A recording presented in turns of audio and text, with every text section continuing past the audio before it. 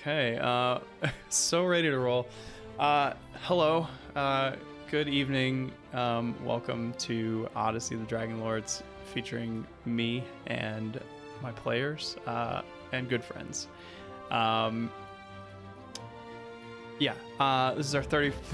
This is our 31st episode. 31 being my least favorite of the 30 numbers, but hopefully a good session overall. I will admit I have had some stuff going on this week, and this I don't have quite as much prepared as maybe I wanted to, but it's all combat, which we know can blow up and go way longer than. I do want to give a little shout out, actually. A viewer who has been blowing through all of the videos over the course of like the last week or two. So shout out to, forgive me if I mispronounce, Yuogo the Heliotrope. Anyway, cool guy, and he thinks you guys are cool too. So anyway, thank you for watching. We appreciate you being here. Our one fan confirmed. So I say that we have 24 subscribers, so and none of those are you guys.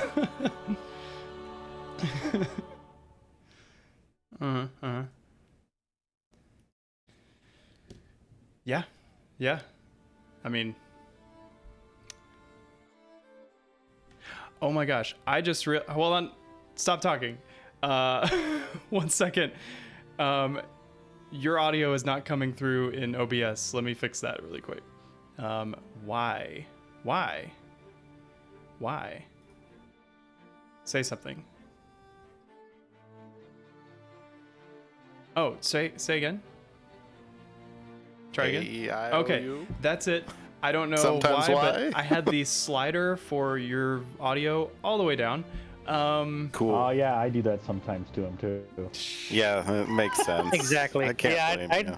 I do that to some people. It's a bit more exciting that way. Yeah. Well, okay. And to guess what they might say. Forgive viewers. Forgive me for sounding like just a crazed madman for the last minute or two. For the last 30 sessions. I am not batting 1,000 when it comes to audio issues. But, it is. Don't want to do another whole other session in Sidon's voice. I don't. Let me check and make sure that's turned off. Yeah, we're good. Okay. Well, we had another juicy, very story-driven episode last time with some shenanigans. But who wants to recap for us?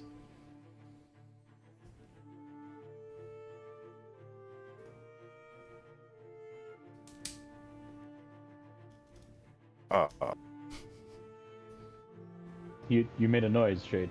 Yeah, I guess. Dangles I guess that's inspiration me. in front of you guys. That's me. All right. Cool. Oh,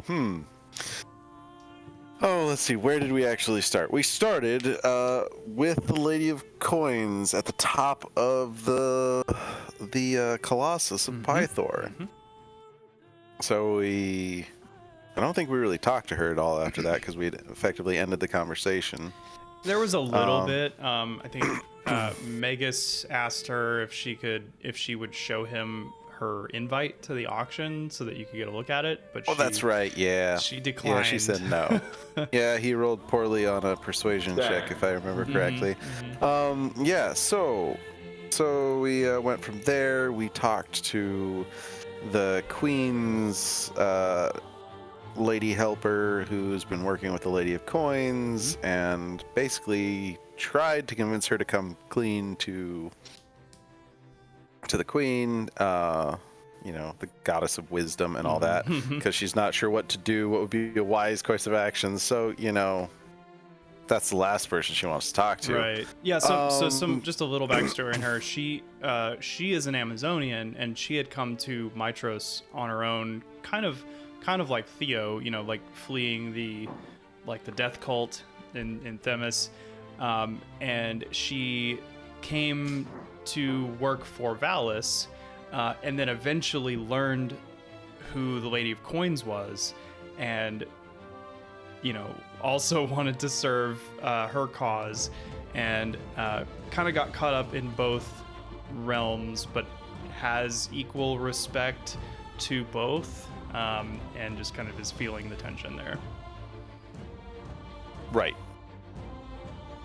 So we at least convinced her that she needed to talk to Valis, and that if she didn't, we very well might. But she wants to be the one to do it, and so we're giving her that chance. From there, we just kind of meandered on back to the academy to have an ethics discussion, which we did. We had a lot of discussion. Lots of discussion. Lots. It was good. Lots of Discovered discussion. popcorn. And then we got interrupted by a professor who likes talking about various viewpoints, opposing viewpoints, and finding common ground and stuff in his search for popcorn. Yes. And so we talked with him a little bit, and then he meandered on, and we kept talking, and we decided, all right, in the morning, we're going to go take a look at the Minotaur Market. So we did. We went fairly early in the morning before it was actually really open. We took the nice, leisurely mountain hillside scrabble down to the backside of the Minotaur Market, so people wouldn't really see us walking all the way around through, Stygian's Row and everything. And so we went to see what they got. We saw 3 big minotaurs in cages out front, a guy in a tent, who just so happened to be the guy that Shade almost hired on with in his intro, which that was a close shave. A javelin dodged, as you so yes. put. Dodged that javelin. So that's where the shenanigans began, because we realized, okay, what they've got out front isn't really going to be representative of how they treat people very well. So let's go see the backstory. All of us but Magus rolled their stealth checks to get past the guy in the tent. So Magus, by default, had to be the distraction. It worked out pretty well, but overall it did. Kind of funny how that was random, but it did. That was the most apt, I think, arrangement that could have come from that. Probably, because if any of, Well, Magus was the only one in disguise. One half of the other, yeah. Yep. Well, he was the other one in disguise. If I imagine if Theo or Falbin were the ones distracting him, the distraction would have been death. Yeah. Hey, now. That's not our first move. Yes, but it would have been a very close second. Yes. It's not our first move. It would have been interesting too if Shade was the one that got pulled in there. Having already met the man, that would have been weird too. Yeah, that would have been odd. I don't know how that would have gone. So the rest of the party snuck into the big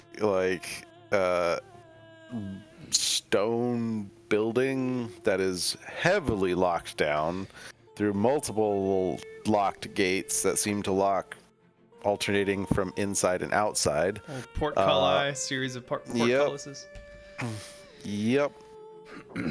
It seems like everybody in there was asleep, so we started digging around. We went into the office, found a ledger book that basically explained that, hey, these guys aren't actually doing what they say they're doing. They're out actually catching and enslaving people and misrepresenting them as people who are paying up for debts or some other misdemeanor type crimes and stuff, and just selling them as legitimate slaves, which is illegal in Midros.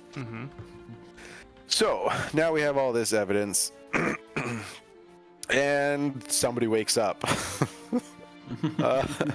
Falbin, who mercifully holds back, gives the man only mild brain damage with a critical to the back of the head, with the the haft of his dagger. The pommel, like the back end of it, rather than just the stabby through his eye socket. It was a big old clunk.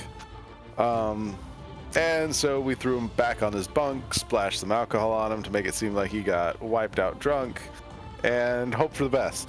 And then we kind of booked it out of there before we got caught. Although we tried, we almost did it, was try and take the safe that we couldn't rapidly unlock. It just wasn't, it was just a little too big. So yeah, and then we left that. We didn't really know entirely what the book was, but we scrabbled back up.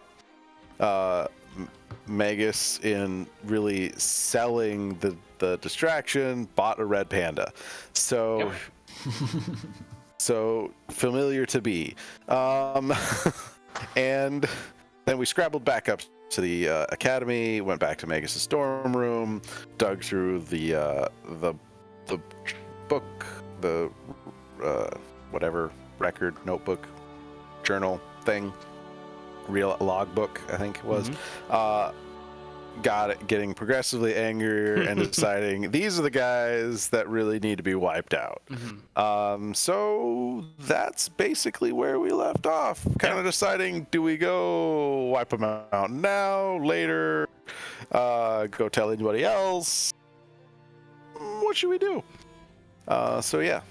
And I believe Falbin's basically closing statement was, they're going to realize that they got robbed. We should do this like now. And I think that's about where we left off. Yeah, great recap. One last thing that I would like to point out is throughout that entire description, there was a theme of like, Magus fails his persuasion check, Magus fails his stealth check. The entire time, I was sitting on a D40 inspiration that I used at the very end of the session to make the red panda my friend, and I rolled a 27. Yes, priorities. That is right. He won it all back with the final roll. Hey, you know, like, people love red pandas. They're the shit. That is really funny that you used it on Just that. thinking, like, you know, after everything's done, we're successful in the campaign, the iconic, you know, statue of Magus will be Magus with a red panda on his shoulder. Yep. That'll be... Yeah, totally. Artists, we need that. Great recap. Take ye inspiration.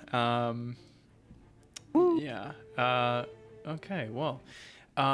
So coming into the moment, you guys are back at Magus's apartment because you scoped out the market, climbed back up, and now you're discussing what to do. So we'll just jump right in. Take it away. So we've just finished reading the logbook. Jade is coming to terms with there is a darker side. Falbin's gonna look at you, Jade, and say, is this what you needed to see?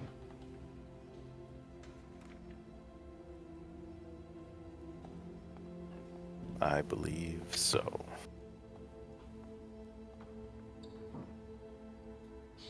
If we do not act soon, the Minotaur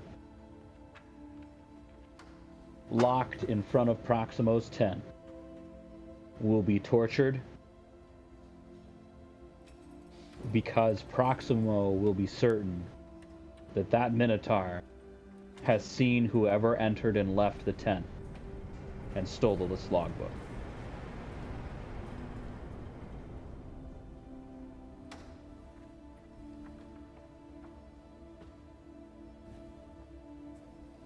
I propose we go make the world a better place immediately.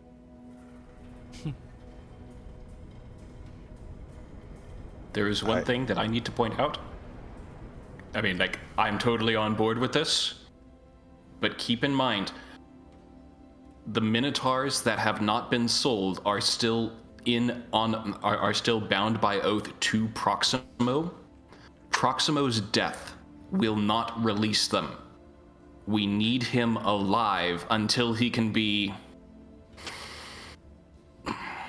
compelled to release them from their oaths. Kyra gives you like an eyebrow up as you say that.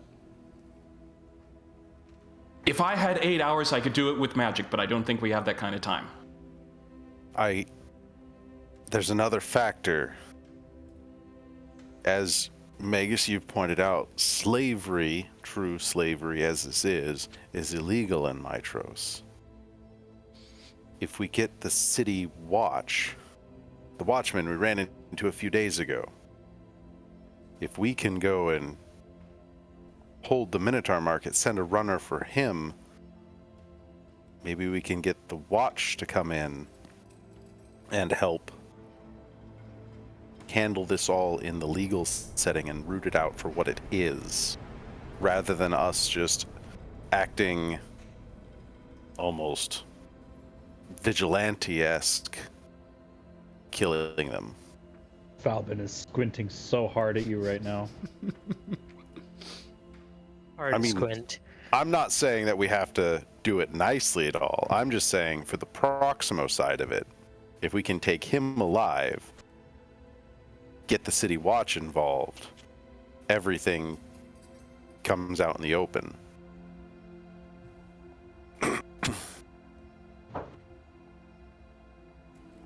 One, we don't have to send a runner. I can just call him right now with magic, because magic's awesome. Two, we don't know.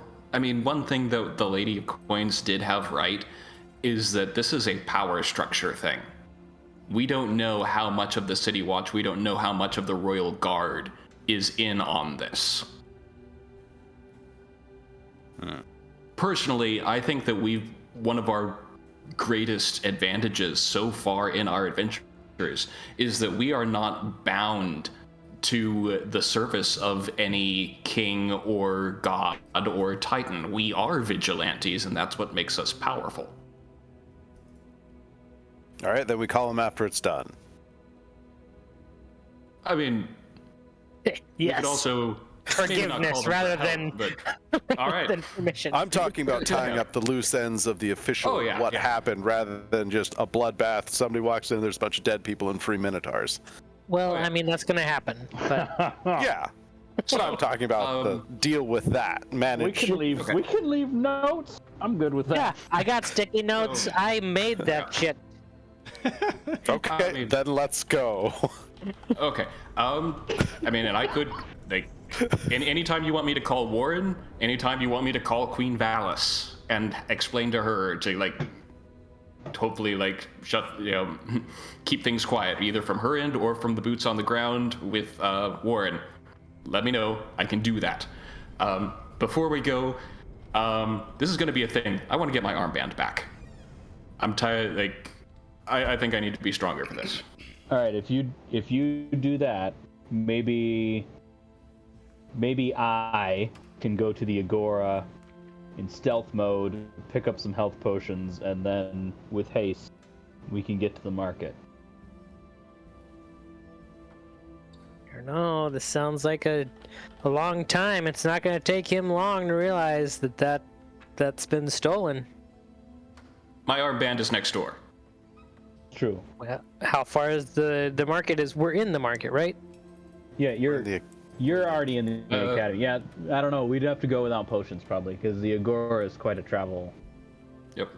Yeah, the Agora would add probably at least 30 minutes to an hour. What's the status of your health potion? I mean, I have none. You could probably. I have potions. You could probably swipe some from the academy. I've got 1 greater and 2 normal. I have 2 greater, and I have healing shots. All right. And I've got a Okay. healing word. Let's roll the dice. I'm gonna Go pick up get my the armband and I'm gonna see if I can borrow a health potion from someone. Let's not forget that we have softening oil as well. Yes. for for those Okay. hardened hearts of evil men. Yeah. Exactly. Yeah. Soften And them up. I'm going to take the red panda, and I'm going to put him up on my bed, and kind of like Just- arrange like the blankets to make a little like enclosure for him. Yeah. I'm gonna say, okay, Hercules, I need you to stay here. Oh, stop it. Hercules. You are not naming your panda that. He kind of. What does a red panda sound like? Hold on, ChatGPT. What does? Can red pandas talk in this world? Let's see. They make a few vocalizations. They can whistle. They can squeak and huff. Okay. So, yeah. So, he do an animal handling check as you kind of.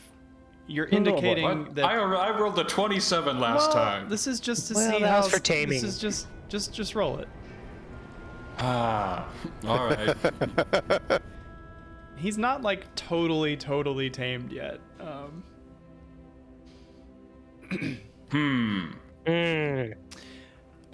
A 6. He kind of he sees you make this like pile of blankets, and like you guys are all getting your stuff together to leave, and he goes over to the pile and kind of like with his front 2 feet just kind of like pounces on the blankets, kind of messing them up, and he's like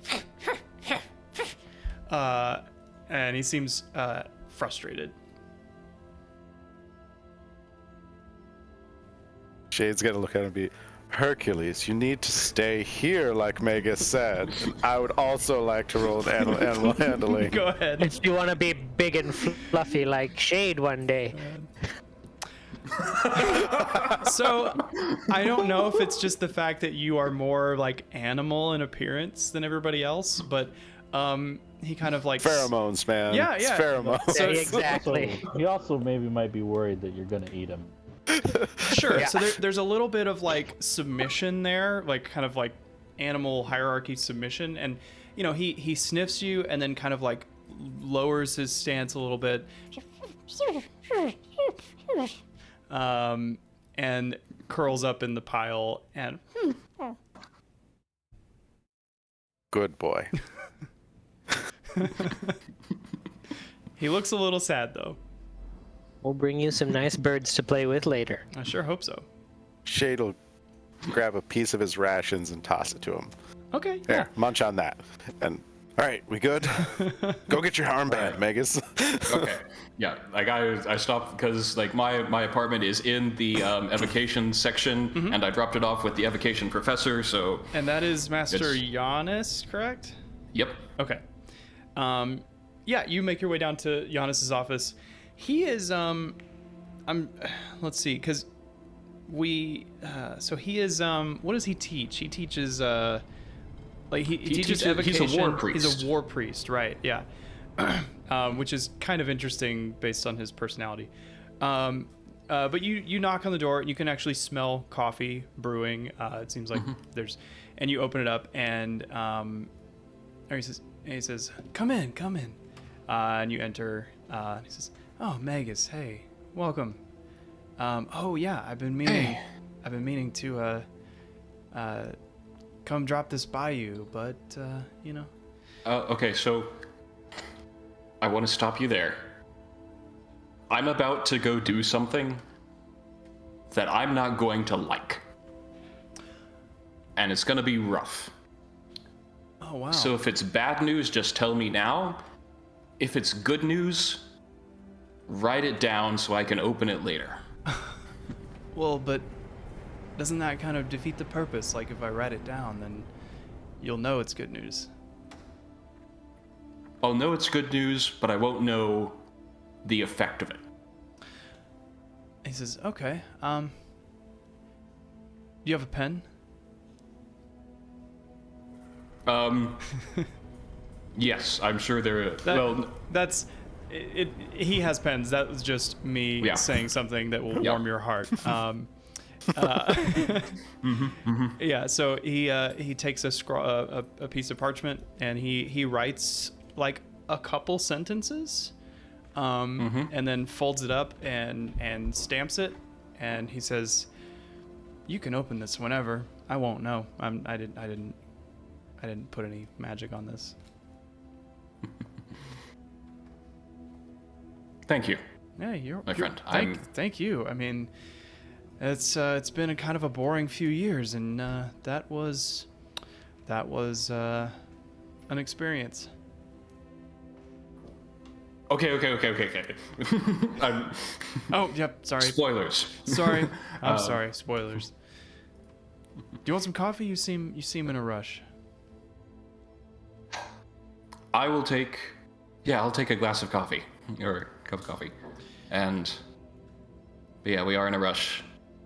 Things are moving, and I hope they will conclude well. Same. Yeah. Well, good luck.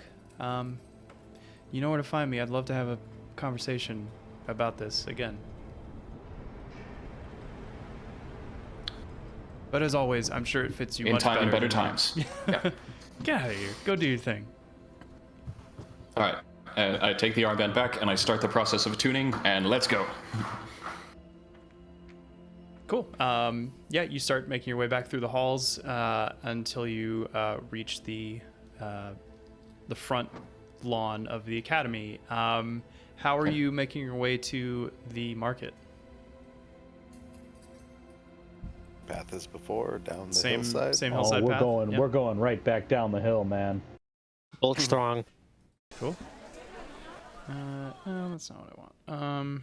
Ancient Greece. This is kind of a little tensiony. Yeah, that's good. Okay. I won't have you make checks this time because you've already made the climb multiple times. So you climb down the gully that leads from the academy straight into the backside of the Minotaur Market, very conveniently. But it's there on the map, so we didn't make that up.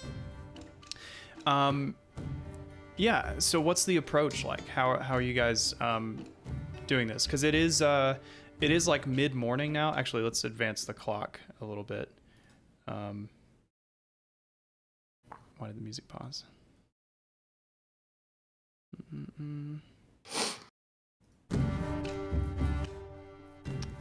Oh, because it didn't repeat. Okay, so let's say it's about 9:30 in the morning, which means that the market has now been open for probably at least an hour. Different from yesterday when you went before anybody had arrived.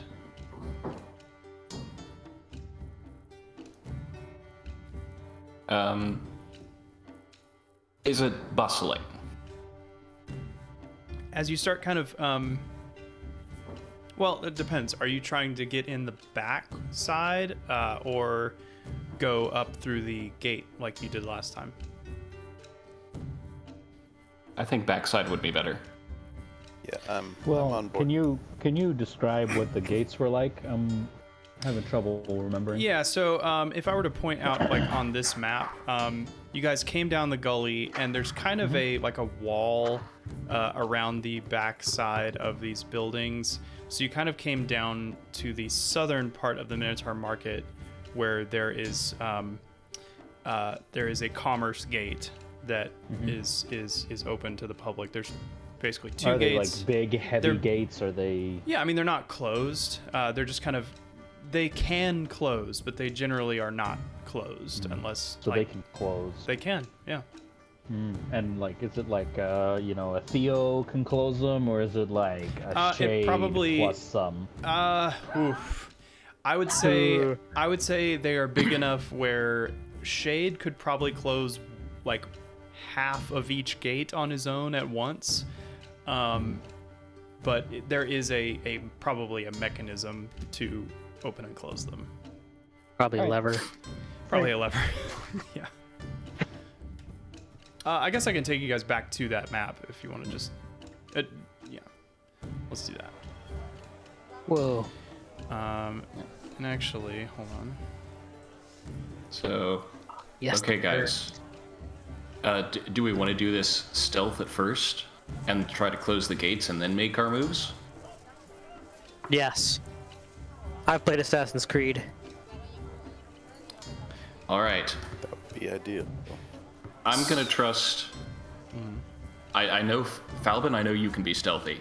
Theo, Moderately so. Shade, I'm no. tall, and so I have me. that. Stealth is All right. not my strong suit. But we still However- need you here. Yep. I can kind of jump around a little using my shadow. That's true. The tiger can jump around. Oh, nimbly bimbly.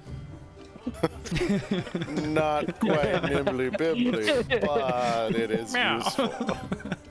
Meow. Purr. Meow. How much sound does that make when you swap positions with your? I don't think it's shade? any sound. I don't think it makes Helpless. any. How much sound does your shade make when it walks around? It doesn't. None. No, that was my point. Incorporeal. How stealthy are you? The most stealthiest I can be is quiet. the I answer. cannot be hidden very well. Well, I think I can change that. Oh. Oh. Oh. Okay. Let me double double check this.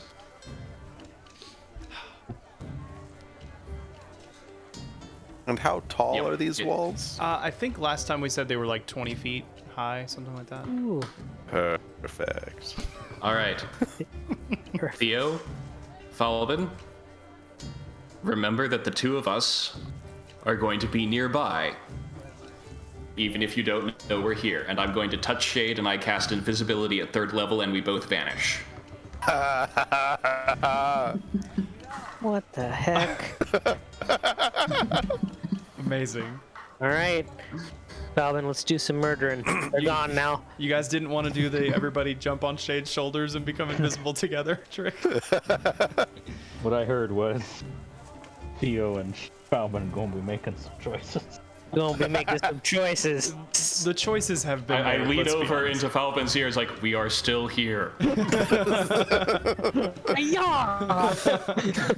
He reflexively slaps the air. So are we trying to close the gates, or are we just going in and I think closing the gates would be good. Yes. Okay, I assume our main intention here is to incapacitate Proximo with a questionable ending.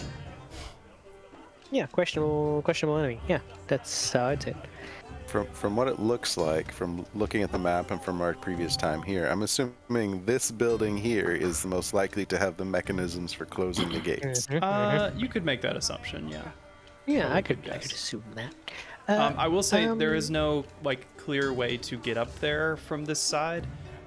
You did see a series of steps over on the opposite end of this little agora area that leads up to the. You could also climb.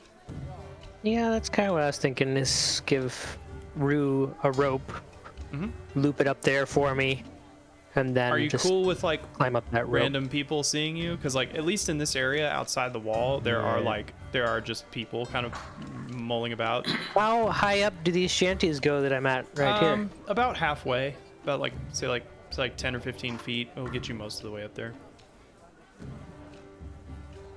And And over to the- and you could do like a don't know how climb to- check to. We'll say this don't blue know how to roof. We'll say this ping. blue roof at the peak of it is 15 feet. So if you can get up to the peak of that, then you could kind of just easily mantle up over this. Yeah, I mean, I could pretend like I'm. I'll do it. I'll pretend like I'm a roofer, Do you have a? Okay. and All right. and I've got my tools on my tool belt. do have tools, my yeah. hammer and everything. Uh-huh. So I'm gonna just act like I'm getting up on this roof to do some work confidently. Can I I belong get- here. This is what I'm doing. Can I get a performance check from Theo? Oh, I am such a performer. That's a 4. So I'm gonna use one of my lucks. Okay. Because I really feel like that wasn't my best performance. that was definitely better. Uh-huh. So I think I want to keep that You one wanna keep because that? that's a really strong roll. So as you're kind of like strapping your tools, tight so you can start to climb, and you start to climb up this roof, a kind of older man leans out the window and says, "Hey, what are you doing?" We're just performing roof inspections around here. We're deciding whether or not we need to increase your taxes because it looks like your roof had a He says, "I've had had a new 16. roof put on, so we need to reassess your house's value." You think I'm gonna pay for that? I don't think so. Get off that roof." No, that's why I'm up here without asking because it's free. Tell you what, if you're gonna punch another hole in that roof, you Oh, might there as won't be any punching. No, we're here to fix the holes for sure. We're not adding to it. Hey, show me your. Here's my hammer. See? That's a hammer right there. I You see can do some that. serious work with that. I see that. Here's the thing. If I need to fix my roof, you could maybe give me a little to get started on it. He puts out his No, hand. I need to assess to see how much we're I talking know. here. I know it's busted. I can.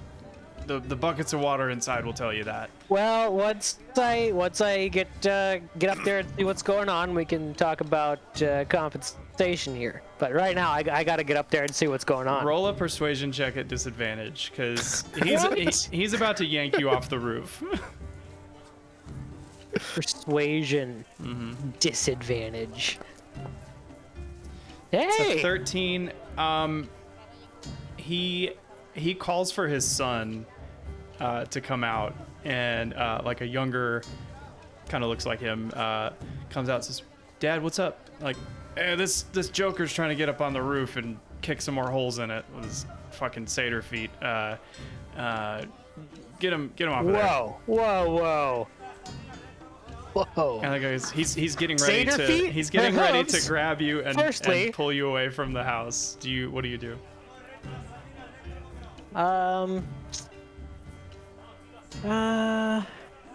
Where am I right now? Am You're I at like the top you're of the like roof no already? you're like just about to start climbing, so you're like here. Oh, I didn't even get up high. Yeah, he saw you like getting ready to make the climb up. Well, God. What are the rest of you doing? Yeah. I'm moving to just go in while I'm Oh, I invisible. guess it's just just Falbin through the gate. that's visible. Cairo would be there too, Yeah. but Well, I mean, Shade like- would, as Huh? Shade and Magus are, I assume, kind of walking together-ish. sure, yeah. Yep. Shade would be, I can go up.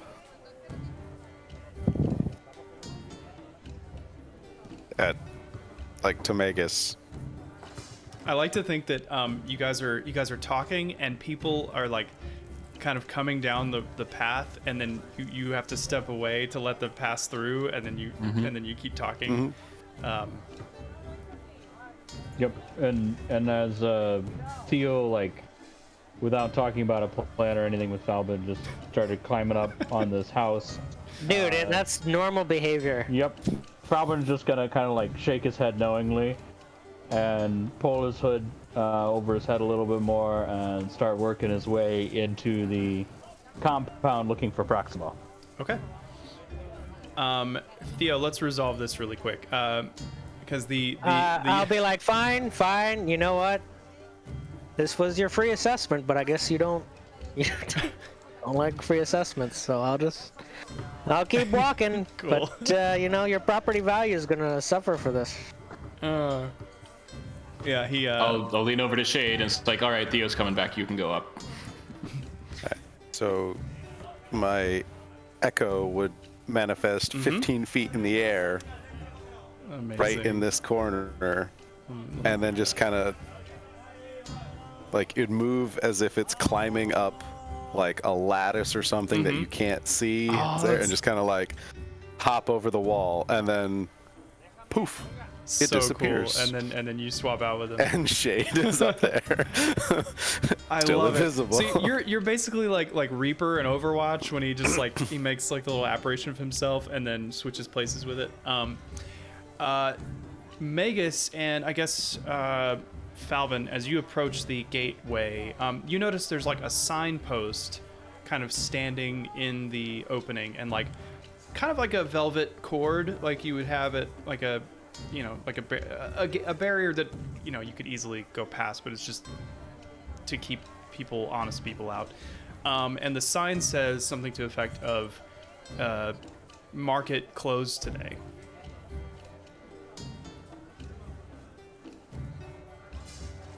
Yep, and Okay. Falbin sees that and shakes his head and keeps going.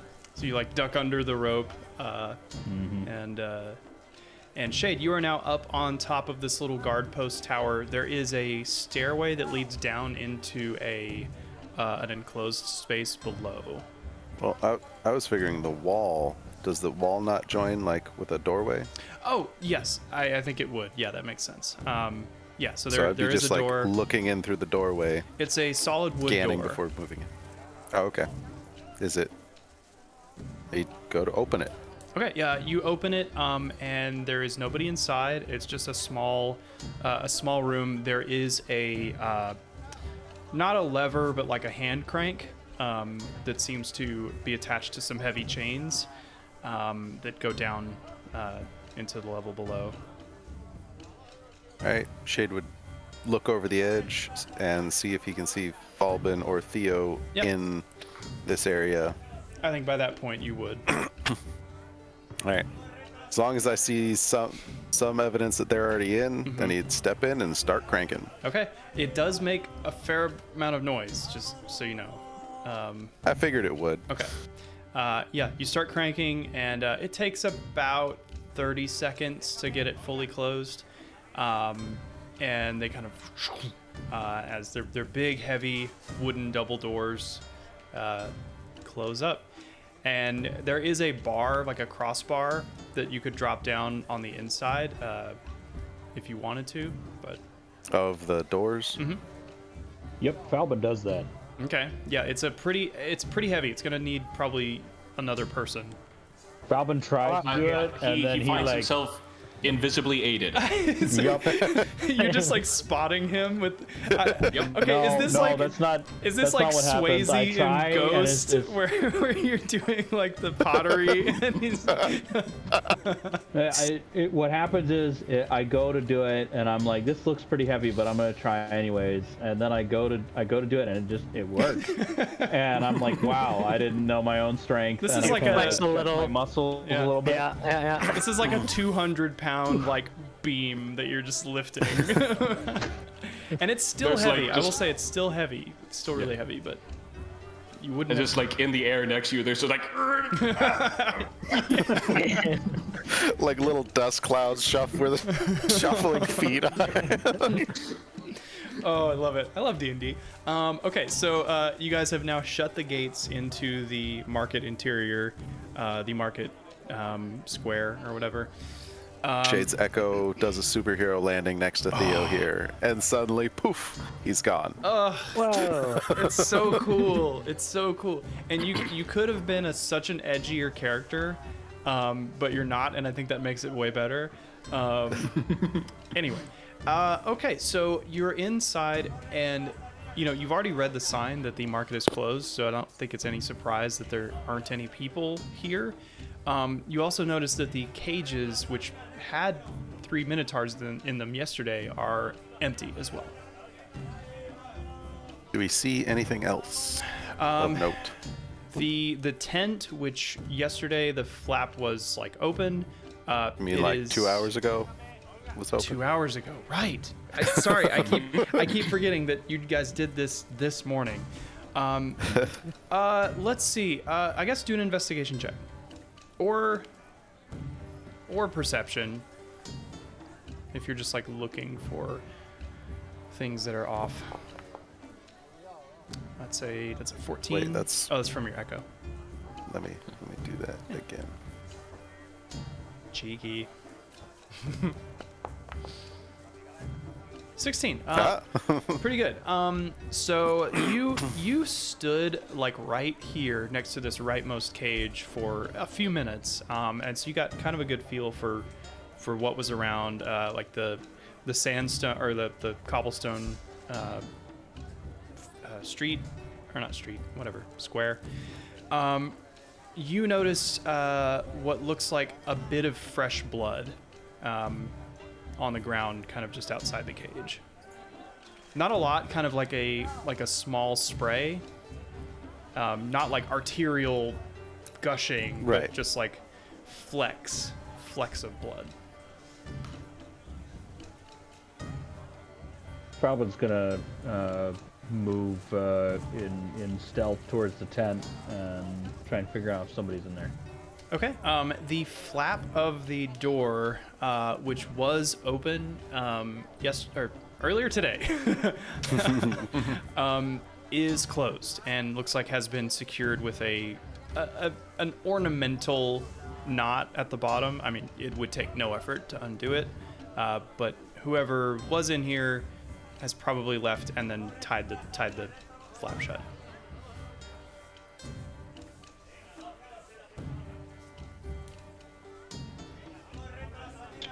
Well, I would just listen for 15 seconds. Yeah. You hear. Roll a perception check.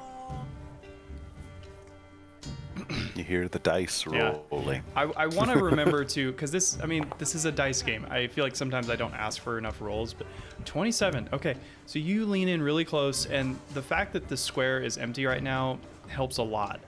You're able to really tune in.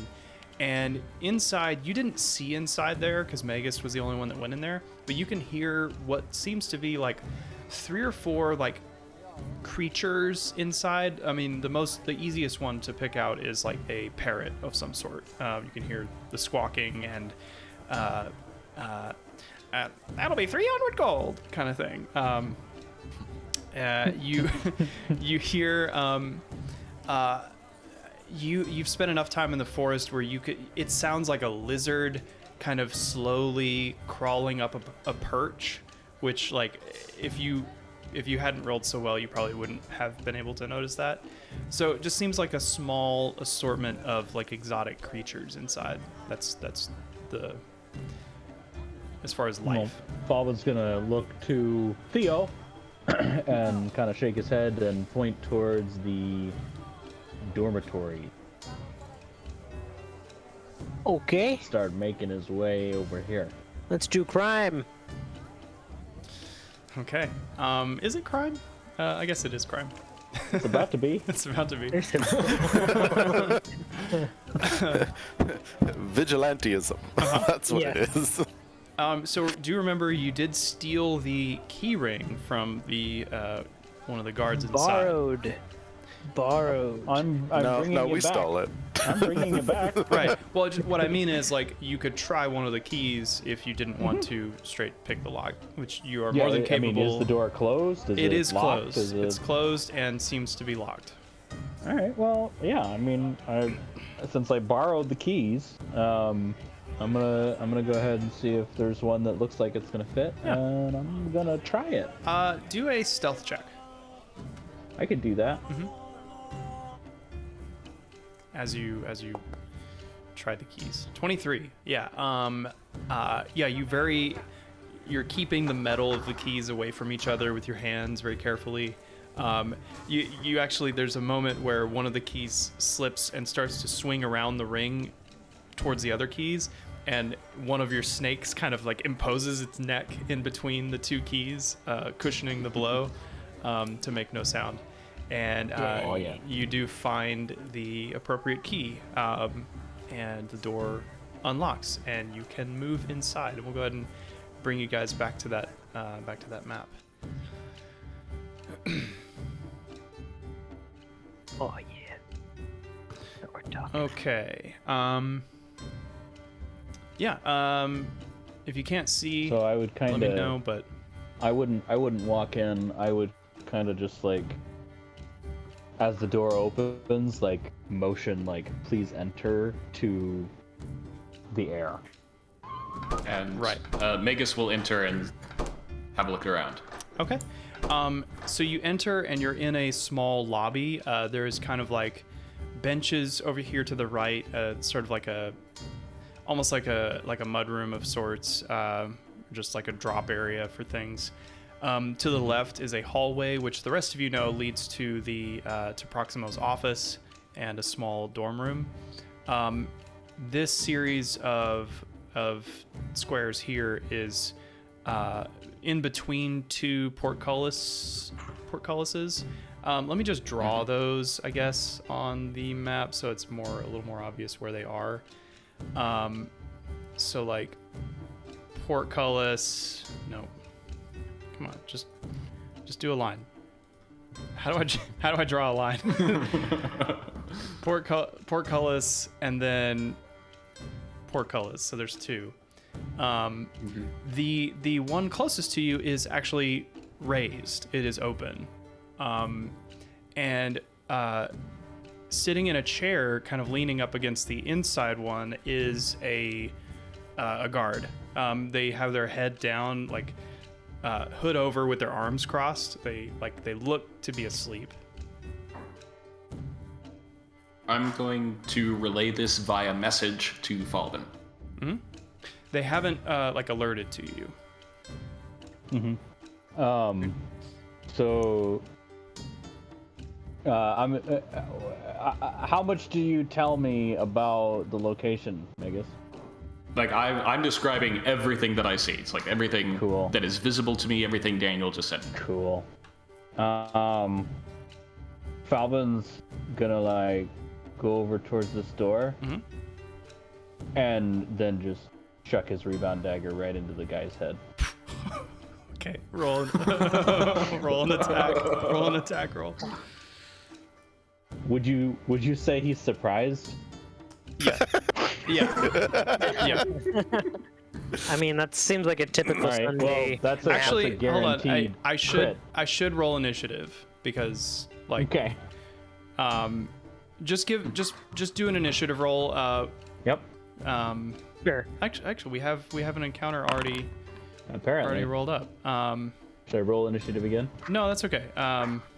Well, my initiative was really good.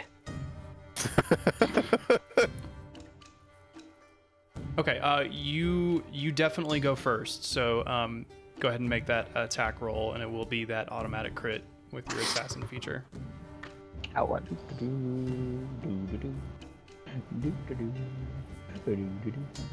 And because of Alvin advantage. So many things now that I have to remember. Because he hasn't made an attack, I have advantage on the roll. So I roll 3 dice and choose the best one. Mm-hmm. He's dead. Okay. Jeez. Here, this one. Why is it? It's kind of weird. A 20 to hit? 20 hits. Yes. Okay, then that would be this one. This one. This is with extreme prejudice. The dagger, with no perfectly horizontal, goes right through the center of his forehead, and then flies back to your hand. And the guy didn't move an inch or a nanometer, just still. Can I respond to the message? What message? Yes. The message that I sent describing everything. Yes. Yes, you can respond. I'm just gonna respond. Yep. Okay. I'm going to move up and inspect the corpse. Okay. Okay, so are you manipulating him at all, or just because I will say, as you get closer, you can see there is another slaver inside, and he has a bow drawn, not drawn, but readied, and he's he saw the door open, but he didn't see anybody come through, so he's foot tapping. He looks very nervous. Yeah, I'm just going to inspect the fact that he didn't move before or after has me a little bit concerned. Mm-hmm. I'm not going to necessarily manipulate. I'm just going to like kind of like once over like the thing that I'm worst concerned about is like, was this like a slave that they just put out in front as a decoy sort of thing? So give an investigation or a survival check, whichever one you want, or medicine.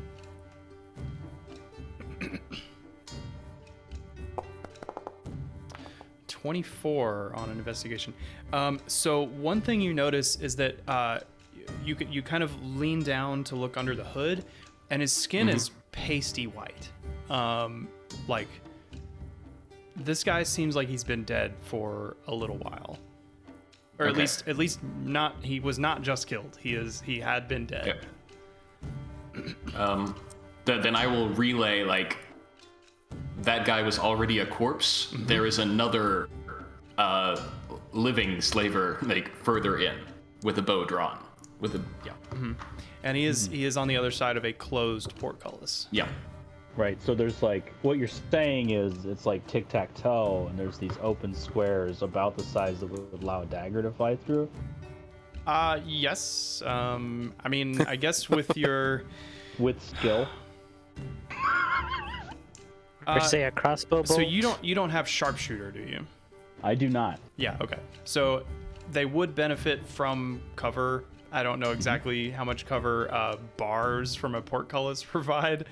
I will say it's equivalent to like half cover.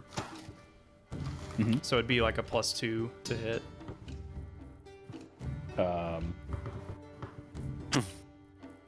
Well, given the murder instructions that have been sent via message, Falbin's going to get ready to throw his dagger again if he can through initiative rules. I'm not really clear on that. Yeah, we'll just keep your roll, and I'll have this person roll for initiative.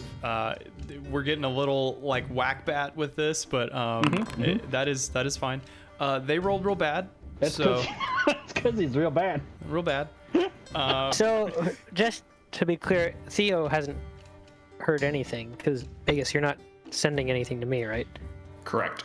Yeah, you probably. I'm just sitting here. I see Falbin duck in, Oh wait, throw wait, a wait! dagger, Hold on, come back out. Hold on. Invisibility. Does that drop if you attack? If I attack, yes, it does. So, Falbin, your invisibility would have dropped. I've never been invisible. Yeah, Okay, so it's only been Shade and Davey. here's how we will need to resolve this. All right. I would like you to make another stealth check to see Okay. if you were able to like, because basically I'll have it where the moment the blade leaves your hand, you see your hand start to become visible again, and there's like a split second of trying to hide. I've never had invisibility on. Yeah, I totally. cast invisibility on myself and on Shade. Oh, so Right. oh my god. I've always I'm been sorry. visible. I thought you were saying I've never done invisibility before. I don't know how it works. No. No, okay. Right. Sorry. Back up. You were not invisible that whole time. Correct. Let's get a stealth check, Okay. because this is going to determine whether or not that guy on the inside saw you. So the way I envision it, he just looked through the. He didn't even have to look through the door because, Magus told him everything, and so he just essentially threw his dagger blindly and got the guy dead center. Yeah. I mean, And he just did it again. I'll say you have the advantage of there being, some obstacles in the way, and like you're basically the dead guy by the gate is kind of blocking view of the door a little bit. So you were able to kind of take advantage of that, and with a 30, absolutely, you were not seen as you made this throw. And then Magus was able to go in and investigate the body. And a really quick retcon, I've noticed that invisibility drops if I cast a spell and not just an attack spell. So instead of casting message, I would have gone in, come back, whispered, gone back up, come back. That's fine. And yeah. so I'm standing next to him right now. I'm cool with that. Okay, so what now? So I'm getting ready to throw the dagger again. Do I need to roll stealth for this attack? How do you want to do it? Yeah, I think so, because I think at this point the body kind of moved a little bit, and like this person is a little more on edge, so that is a 26. I'll say he's still surprised, and and unaware of you. So All right. so go ahead and resolve that attack. We're gonna resolve it all. Yeah. Get resolved. Get resolved. Get resolved hard. I need to not target. Sorry. Over here, and this one, and this is to hit. Ooh. 21. So I would need whatever his AC is +2, right? Yes. Yep. I'm 21 keeping it. hits. Yeah. That would be this one then. Okay, the blade sails through the bars of this inner portcullis, tumbling, and it's almost too fast. You're like a Major League Baseball pitcher. Like, this thing is going 90 miles an hour, and this guy, at the very last millisecond, sees this blade coming, and you just see the eyes go wide right as it sinks into his skull. And he drops heavy to the floor, and then you hear a bunch of oh no's and oh shits coming from that same room. He's definitely not alone in the room, but you hear shuffling of people like preparing for something. All right.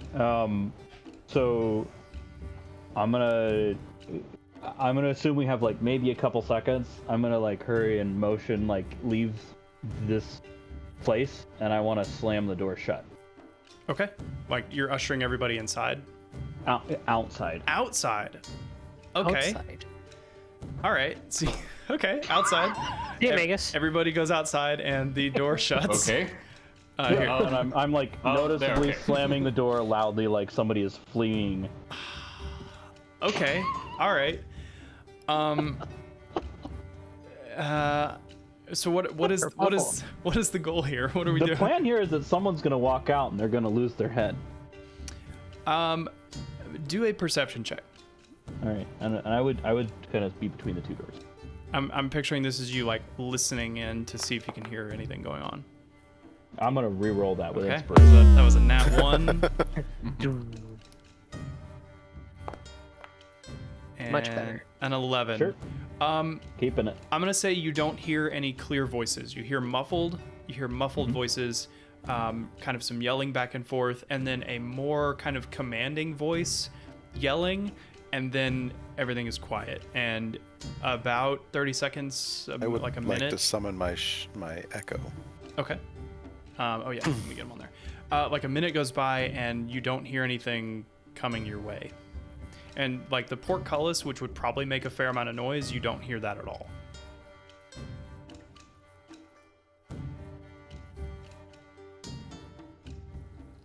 Well, I would whisper to Megas and Shade and say, "Hey, seems like you're up." I mean, we have to open the door again. Mm-hmm. Yep. Sounds like a you problem. So both doors are unlocked, right? They are, yeah.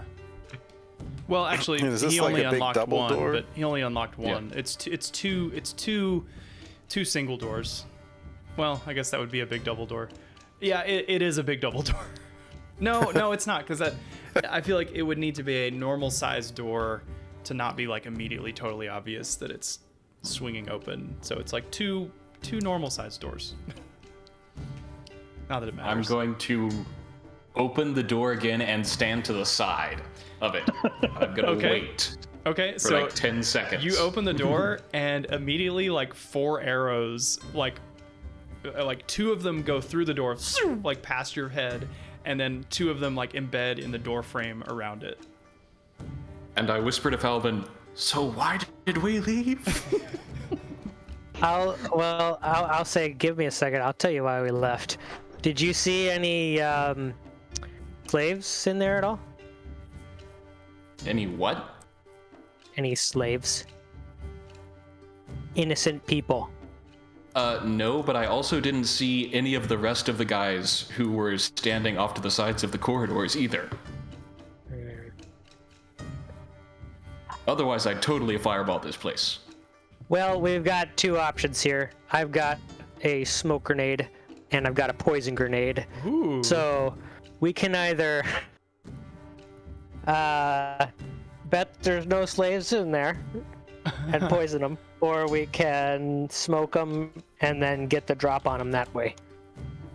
I'm betting there are absolutely slaves in there because there weren't any in the courtyard, and these are the kind of people who take human shields. We could smoke them out then. They'd have to come out of there eventually. If you're talking about the let's light a fire at the entrance thing, that's not happening. No. I've got a smoke shot. Right, but this is a very large building. Like, they could just probably go inside more, like, deeper into the building. Like, you could definitely conceal this. What's the radius on that? It's like 20-foot radius. Trying to.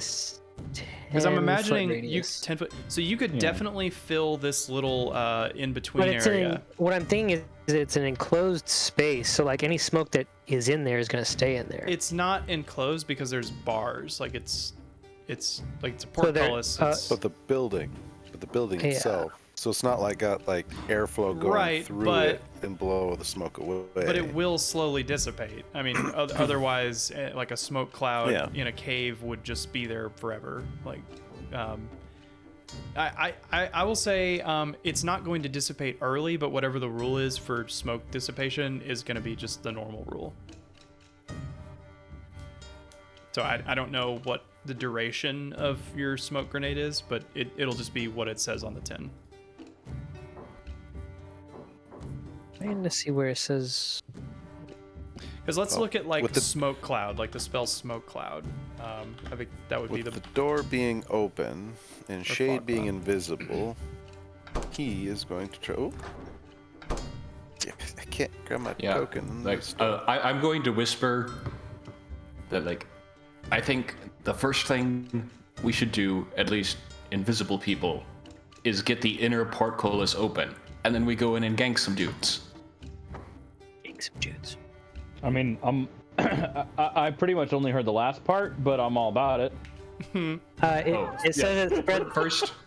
All right, the Theo. smoke spreads around corners and lasts for 1 minute. 1 minute. Completely covering the grenade blocks the smoke.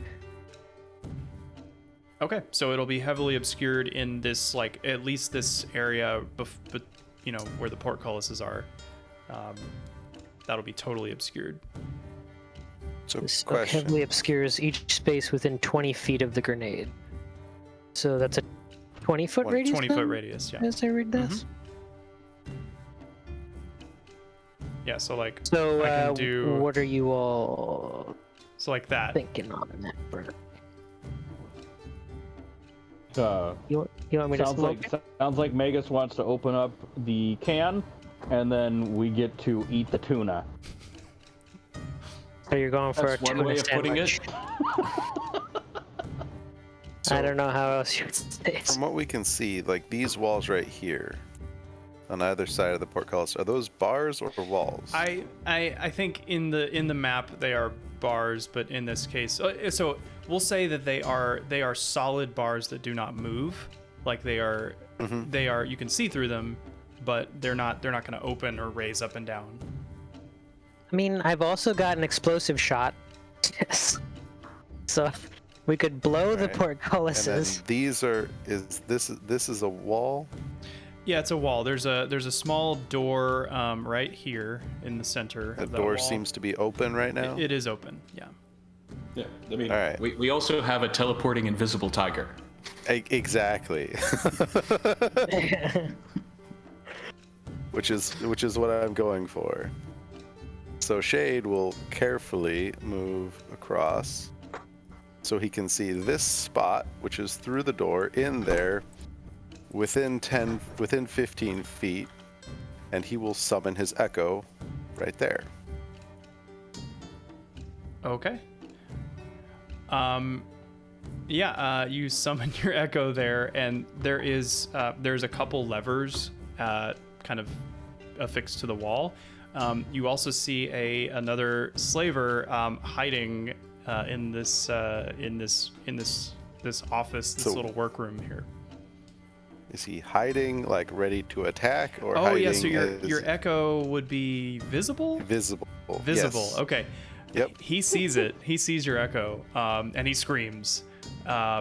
and he's actually going to run towards the echo, like arm out, like he's going to try to attack the echo. So Okay.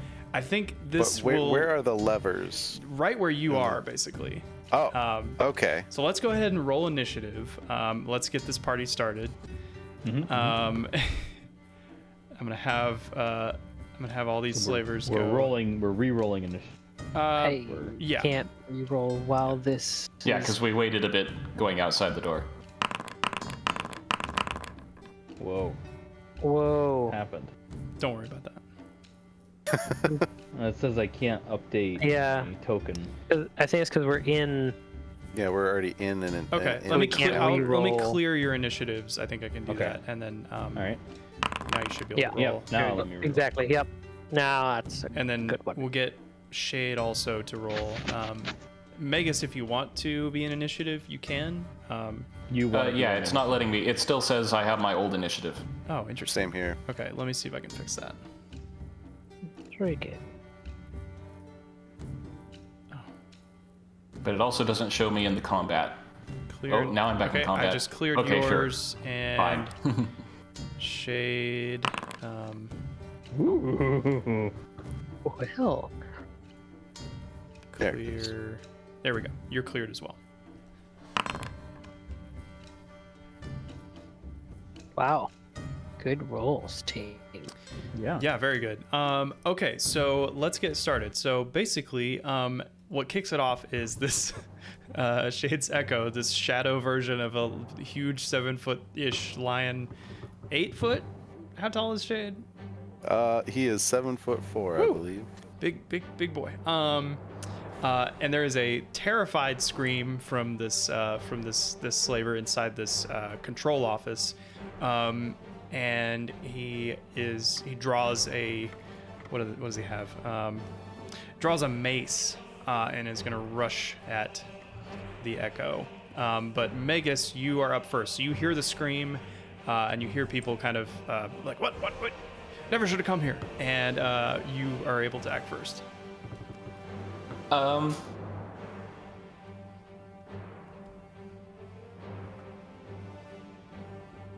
Yeah. So I can't attack without revealing myself. True. And I can't cast a spell without revealing myself. True. But You can drink. Yeah. what I'm going to do is I'm going to come up to this dead slaver Uh-huh.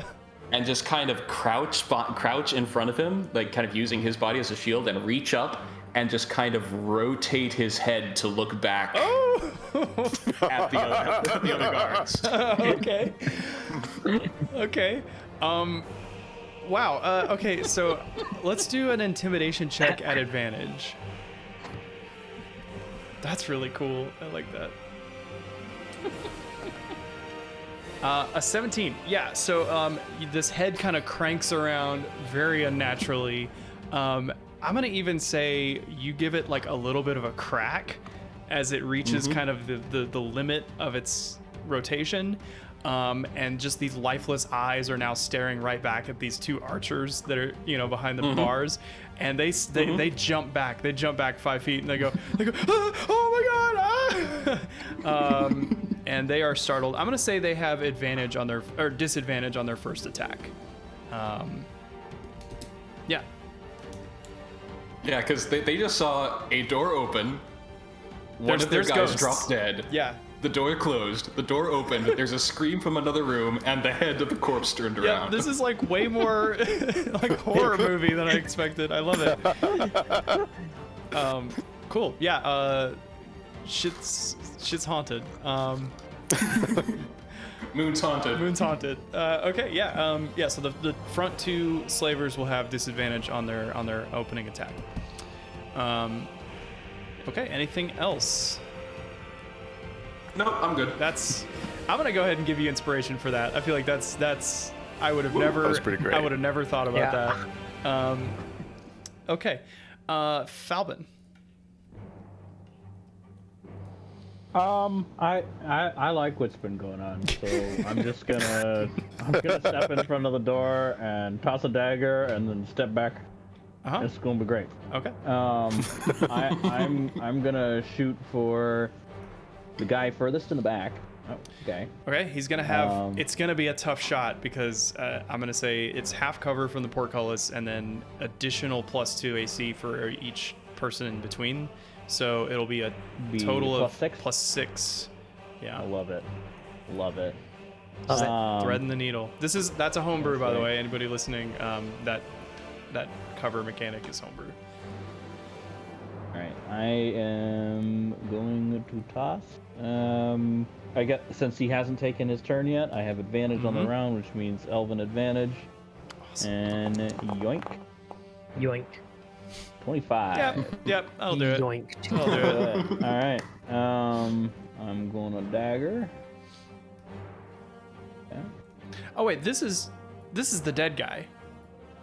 Oh, he's already dead? I forgot to get rid of his HP. That guy's already. Kill him again. That guy's I'll already kill dead. this other guy that's in the back. Okay. Which I guess would only be +4 then, Right. and he's Still, also going to get yoinked. A 25 is Yoinked. plenty.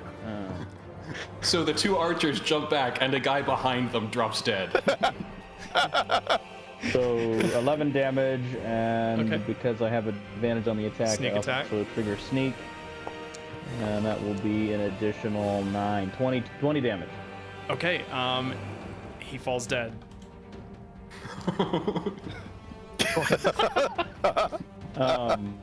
And then this is good. I just love how the guy in the back falls down dead after their dead companion just turned and looked at them. you daggered him so perfectly that his body was just like, you know what, we'll just hang out for a little bit and then we'll die. Yeah. Anything else? You said you were gonna hide after throwing it, right? Yep. Yeah, I think I'm just gonna hide Okay. on the wall here. So that's gonna be my bonus action. All right, sweet. Bonus action hide, nice rogue stuff. Theo. I want to maintain this mood. So I'm going to, with my crossbow, aim at the other one that's in the back. Remember, if you're invisible right now, right? No. I It's am just not. it's just shade, and I keep forgetting who's in this. I would like peek around the corner, see what's going on, and get a view, and then like disappear, and then shoot. Oh, it's like in like the Fifth Element when Bruce Willis kind of like leans around and then leans back. Yeah. And he's like, "There's 5 Exactly. of them." Yeah. Except, but before I make that shot, I'm going to summon my little construct as my bonus action, Right, yeah. and have it be the one that's movable on its own. Little spider legs. Yeah. Yep. So I'm gonna move it inside, kind of to the right of the doorway, and it's gonna be the ballista one. Okay. Let me get that out for you. The tiny one, or the normal sized one. It would be the normal size because that's the only one that can move on its own. Sick. And then that Since it doesn't will. have a shade transport platform. Right. Yeah, it's a little far. Its usual mechanism is out of reach. So I'm going to position him. Then I am going to take. No, it's going to take its shot. So it's going to actually be one more to the right. Can it still hit the guy in the back of its? It can hit. I think this guy. Let me see if I can draw a line. Yeah, you could just barely hit the front guy on the right. You couldn't hit the back guy. Yeah. Can it crawl up on walls? Let's see. I don't know. I think that would be on your character sheet. Oh shit! Features. I've never. This is the first time I've done movable turret mode. Yeah, it is. Wow, that's hard to believe. I usually have a solid platform. Let's see. Eldritch. What is it called? Eldritch Cannon.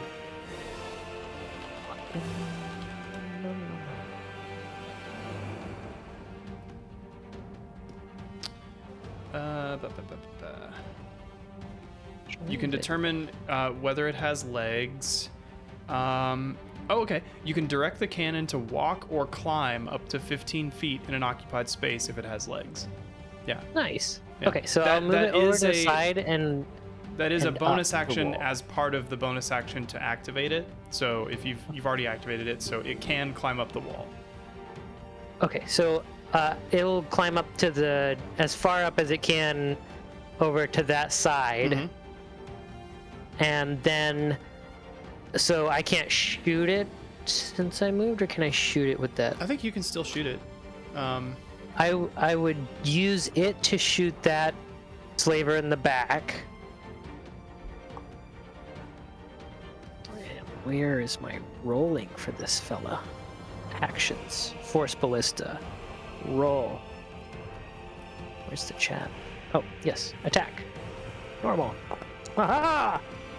Good roll. Ah! It's a 24. Okay. And then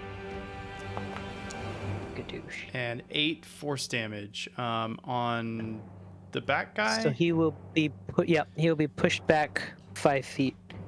Awesome. as And there's well. no save. That's just boom. Boom.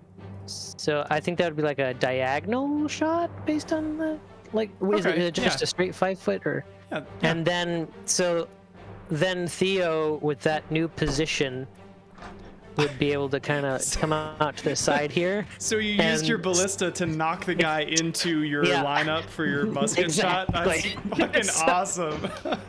So then I'm gonna get out my crossbow because at this your point it's crossbow. all silent. Like the ballista is silent. There's no loud noises. We've been throwing daggers and turning heads.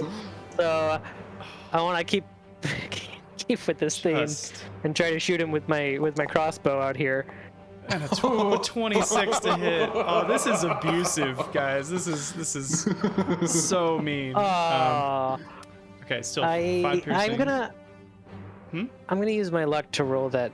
I think luck is damage. just for d20s. I'm pretty Then I'm sure. not gonna roll for damage because that would be cheating. Okay.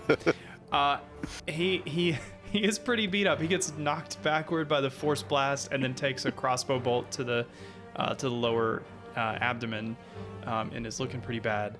That's pretty gnarly. I'm gonna give you inspiration for that too. That was creative as hell. Nice. Cool.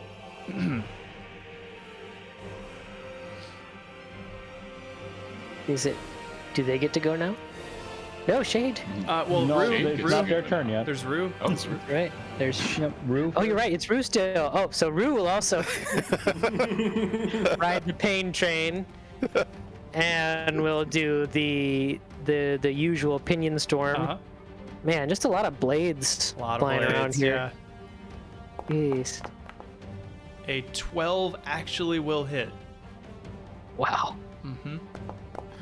Oh yeah. One Get damage. it. It like flies towards his face and just like slices the top of his cheek, and he recoils. All this random shit's flying Yeah, at me. yeah. Who's throwing stuff? Somebody's throwing stuff. And okay, cool. I think that is the end of your turn. Shade. So you're still invisible, but your echo is not, and your echo is the target of this slaver if he ever gets to attack. Yep. So this is going to be interesting. So how many levers are there?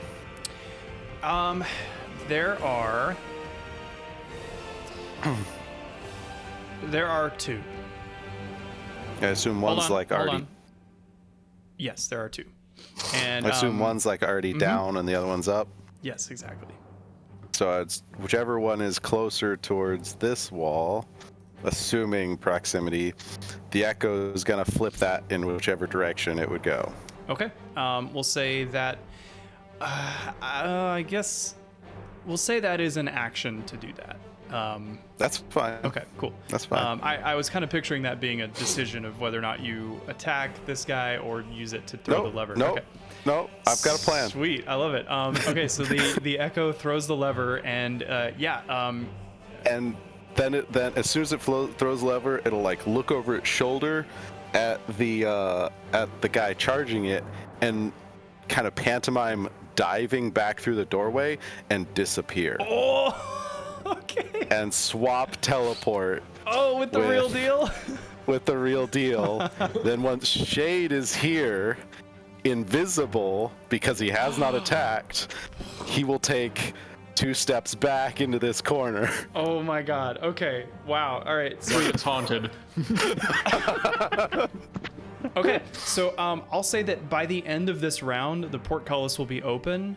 But depending on what happens, this guy could potentially try to get it closed again. But that's cool too. You take an inspiration as well. You get it. I'm already full on inspiration. Well, just smile to yourself and know that you make me happy. All right. So, that's tight. Anything else? No, that'll do it for Shade. Okay. All right. It's all the slavers' turns. That one's dead. This one. Okay. This is the control room guy. So, he is right confused. He's got his sword drawn, and the blade is just like quivering wildly in the air. And he like kind of breathes a big sigh of relief as this phantom just popped into existence, threw a lever, and then dove out the doorway. And so he's gonna kind of cautiously make his way up, and he's like looking out the door, like hoping this thing isn't just right outside. And he's gonna approach the lever to try to throw it back. I was hoping he was going to stay in the doorway so Magus could turn the dead body at him too. Well, he goes to the same spot that the echo was at. That's fine. You're not interposing. I am not. Nope. Okay. I'm invisible, and I'm gonna keep it that way. He throws the lever back up, and the portcullis had raised about a foot, and then it jerks to a stop, and then closes again. And that is what he's gonna do. Next up, we have some archers. So the portcullis is still closed, so they're gonna shoot at. Well, I mean, At the open doorway. so did Theo move away from the door? Yeah, he would like shoot. He would make the shot and then like move to the side. Okay. Like he'd do it as quickly as possible while still being as accurately as possible and showing as little of himself. The force ballista is visible though, and is just up on the wall, right? Yeah, I mean, I don't know if they'd be able to determine if that thing, like, it's such definitely a weird. It's a weird mechanical thing, and it's the only thing they've seen so far that is that is out of the ordinary. So they just think that they're being like attacked by some robot. They're like, get the construct. And so they're gonna loose their short bows at it. So that's gonna be 2 attacks at the force ballista. The first one is a 10, which I believe is a miss. What's the AC? It's 18? The AC is 18? What? Whoa, super construct, baby. What? Hey, construct OP. My echoes. AC. They miss wildly. They just throw their. Okay, so there's one more guy. He's gonna. He actually is gonna hold. He's gonna hold a bow attack. He's gonna. You know what? No, he's very damaged. He's gonna run. So he's gonna go Scared. 5, 10, 15, 20, 25, and he's gonna open an interior door and move into it. But it's not closed, and actually he has a dash action, so he's going to. Oh, you can only do one item interaction on your turn, so he's gonna move up to the next door and end his turn. So that is all the slavers. So back up to skipped Magus. We're back up to Magus. This is so wild. I did not expect this to be like this. Well, the portcullis is still closed. It's still closed. Interesting. Indeed. I mean, we got time. I don't need to be doing any other magic right now. So instead, I've just got to kind of like deftly reach around and like open the jaw of this corpse. Okay. Yeah. And I'm just going to like rasp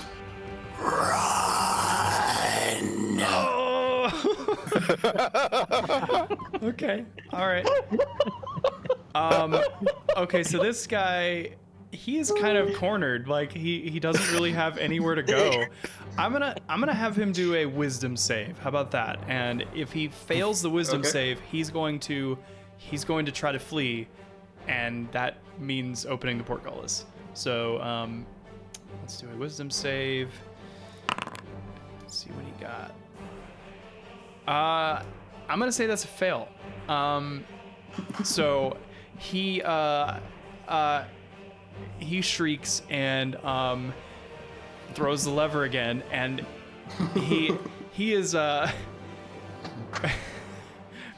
here's the thing. He's gonna try to get to the portcullis. No, actually, he's gonna wait till it's open. He wants to stay as far away from this possessed dead guy until the portcullis is open. So he's going to, on his next turn, when the portcullis is open, try to make a rush for it. Then I'll take a I'll move over here. Okay. Anything else? I'll get out of this way. No, I'm good. Wild. All right, Falvin.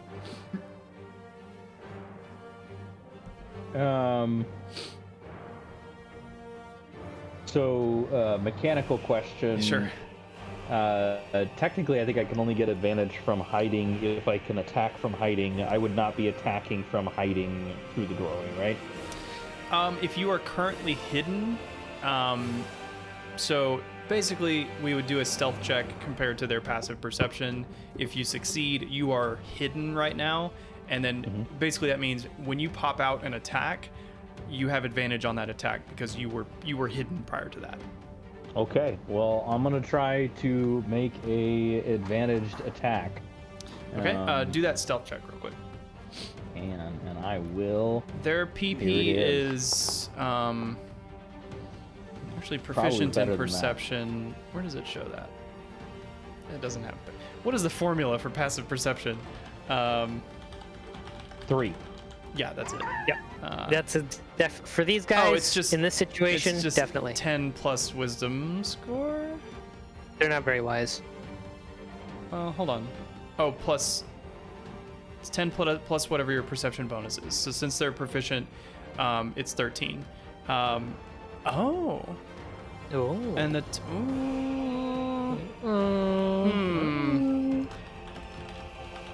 What happens if it's a tie? Normally, The active roll wins. So you do just barely hide before this guy notices you. So your attack is at advantage. Well, then you know what that means. I think I do. That means elven accuracy, my friend. Pretty sure I know what that means. Bye bye. it's got 11 accuracy. And this and roll. Yes. Crit fish. Nope. No crit. You gotta keep 22. casting. We know a keep 12 casting. hits, so you're probably fine. It'll be 9 plus the sneak attack. Mm-hmm. Is it at the left guy or the right guy? Left. Left guy. So 20. He dies. Wait, you did 20 damage on your last one too. I did. Yeah. You're being very. Is that exactly their health then? I'm a bonus action hide. Yeah. Oh Yeah. wait, can I prepare an action? I can't. because You've I already used done your my action. Yeah. Mhm. I'm just gonna bonus action. Bonus action hide. Okay. Nice. All right, Theo. There's this guy left, and then you can see this other guy in the doorway here. Okay. Let's do the old 1-2. Force ballista's gonna be forceful, Sure is. and it's gonna shoot the guy that's This on the guy? right there. Yep, that one. That's a hit. 17. For 8 force damage. Now, does he trip over that dead body that's occupying that space, or how does that? Oh, Yeah, sure. Let's. I'll have him do a dex check, dex save, and if he fails, he'll fall prone. Why not? He's proficient in dexterity, and that's a nat 1. He he falls prone. I mean, this is And a then horror movie. suck. Of course he falls prone. Oh yeah, yeah. And as he's prone, I'll be like, ah, sweet. I can now get in here and shoot him, and he won't see me. And you will have disadvantage because he's prone. All right. I've got sharpshooter. I don't know if that would help or not in this situation. Well, actually, does it? Does it? I think it just does cover. Yeah, I think he ignores cover. I don't know. Is prone It's considered? just cover. No, it's just cover. Yeah, it helps with long range attacks and it helps with cover. I think like logically it would, but I think it would be a little too powerful. We'll just do it as it says. All right. Because really, what it is it's like shooting a tank at an angle, and it does like a glancing blow, you know. Oh, I need to re-roll that. I'll use an inspiration. Remember, you are rolling at disadvantage. And I'll make sure that that's at disadvantage because that would be unfair if I. So just mm-hmm. I'll just roll everything 5 times. Okay, so it would be what 8 plus 4 plus 3. That'll hit even with disadvantage. Sick. These are not like the King's elite. I'm picking up on that. Yeah. Okay. He is like, you catch him like in the throat, but he's like, like he's still alive. All right. This is Rue's time to shine. Come on, baby. 20, that hits, yeah. Yeah. I mean, anything will kill him. Yeah, he dies. The mighty Rue has struck. Oh, Theo doing work this game. Rue. Watch. See, Theo this is guy's like gonna Batman. come- Once he prepares, unstoppable. What were you gonna say? So this guy in the control room is gonna come run, like sees the court, like he sees an apparition appear, disappear, a corpse turns around and tells him to run, and as he comes out, all of his buddies are dead. Yep. And People are just stumbling, falling over for no reason. All right, going Shade. prone. Shade's gonna. Shade. This is a small barred window, kind of like a bank teller kind of thing. Yep. I'm sure you've been Which thinking is about it. Oh yeah. I can't. I just have to move to be able to see my token. My other. Oh, token, are you so I gonna can move your it. shade out there? Yes, I am. I'm gonna resummon my shade to right there. Sick. Oh my god. Okay. Okay. Just standing amongst the dead bodies, Okay. and then I wait. Mental attacks for days. This is so messed up. I love it.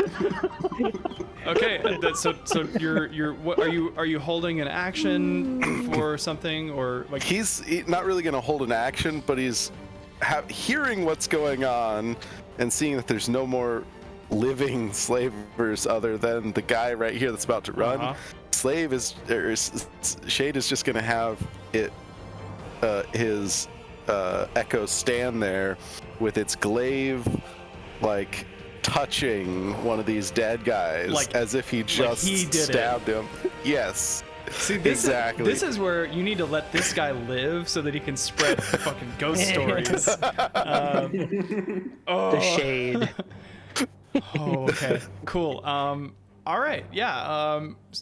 Wow. Okay, so then we'll go to the guy. So we'll say by this time the portcullis, it's not all the way open, but it's open enough where he can like Gears of War roadie run underneath it. So he's going to try to skirt around his buddy, terrified, absolutely terrified. So that's 5, 10, 15. He ducks under. 20. 20. As he like straightens up and like Oh yeah. starts running and sees the dead bodies, Shade's Echoes is just gonna like lock eyes with him. So he gets like, let's say he gets like here, and he's like straightening up, and then sees it, and he stops dead in his tracks, and I don't know what he would do. P. I think he's just gonna run straight away from the echo. So he's already gone like 25 feet. He's gonna dash this way. So he's just running straight away, like with reckless abandon. And then and then we're back to the other guy has opened this door and moved, and he's ran inside.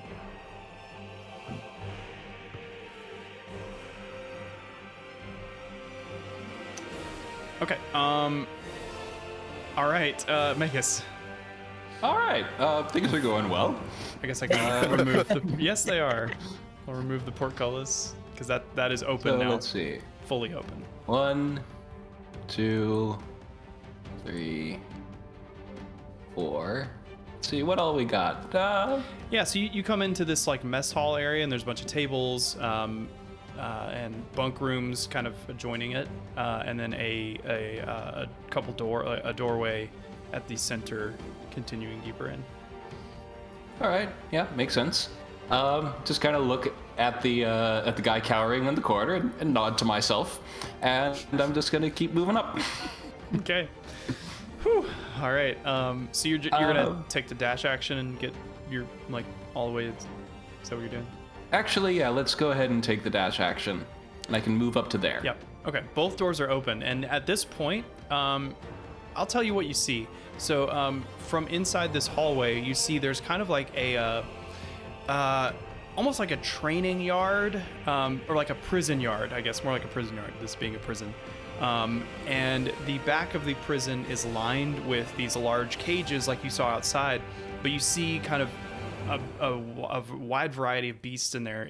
You see an elephant in this closest one. The tusks are kind of sticking out of the large holes in the cage. There's a lion pawing at the cage next to him, and then to the left of that is a minotaur.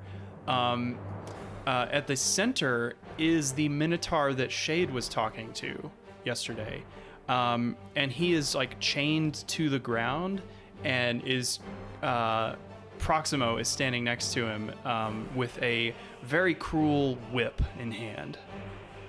Mm-hmm.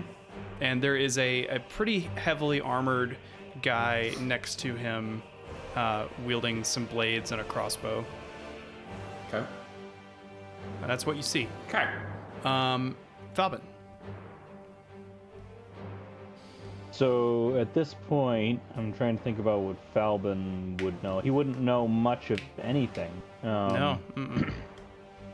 So he would see the portcullis is open. He would see all the dead bodies, and I think given Falbin's state of mind, he would be moving in. So I guess maybe I'd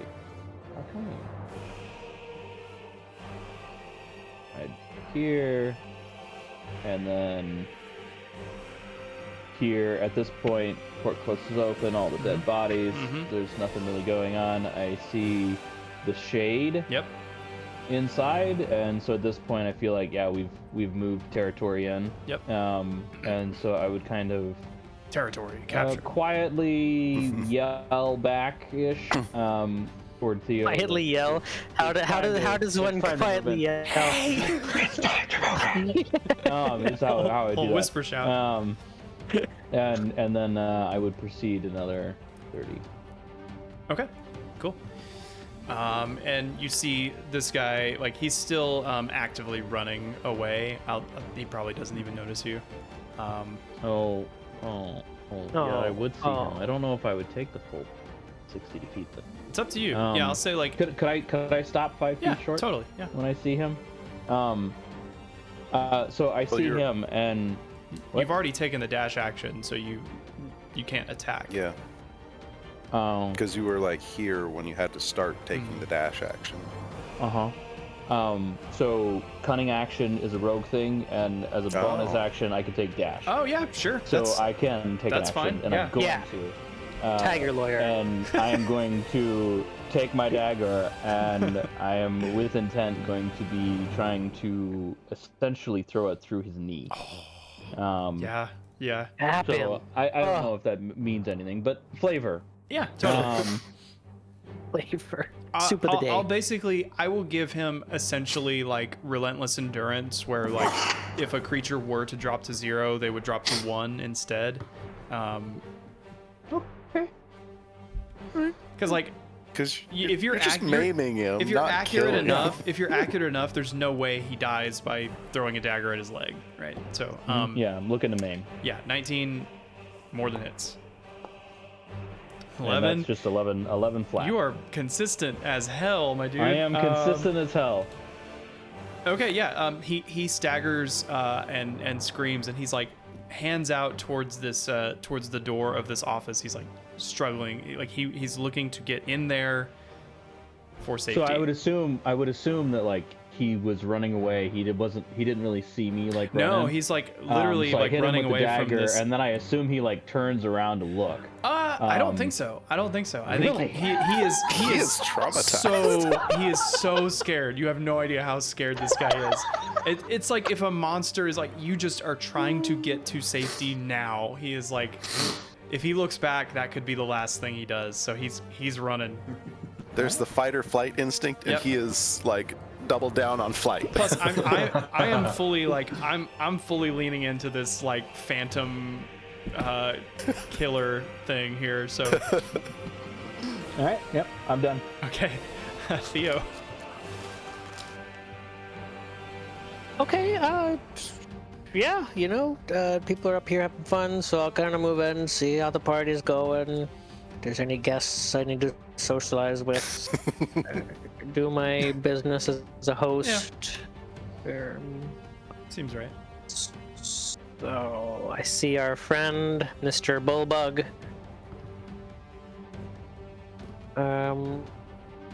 Let's see, how far can I actually move in a single? How far have I moved? You've moved 30. You've already moved 30. Yeah. It's So that's as you far as I could- can go. You could take an action, I think, to dash Yep. if you wanted Mhm. to. I think instead I would do 5 less and go here okay. and use this body as cover since it has worked so well It has. thus far. I will, for my action, I will ready myself to take a shot Okay. with my rifle, because right now I can't really see. I would probably be able to see Well, like half of Proximo. Actually, ooh, yeah. You could see like his arm, right? So like, I'll ready my action so that as soon as I see him, I shoot him, and I have a clear shot, and I'm not gonna hit. remember what Megas Bullbug. said about Proximo and the oaths. Yeah, no, I'm just aiming for the capping, because that's our theme. We're getting some kneecap soup. So Who needs gonna aim- knees? Sure. yeah, Not I'm gonna the aim bad for that guys. bad boy. Yep, and I'm gonna move. He can move 15 feet. Force Yep, I'll move him 15. He'll come up here, and Rue will kind of.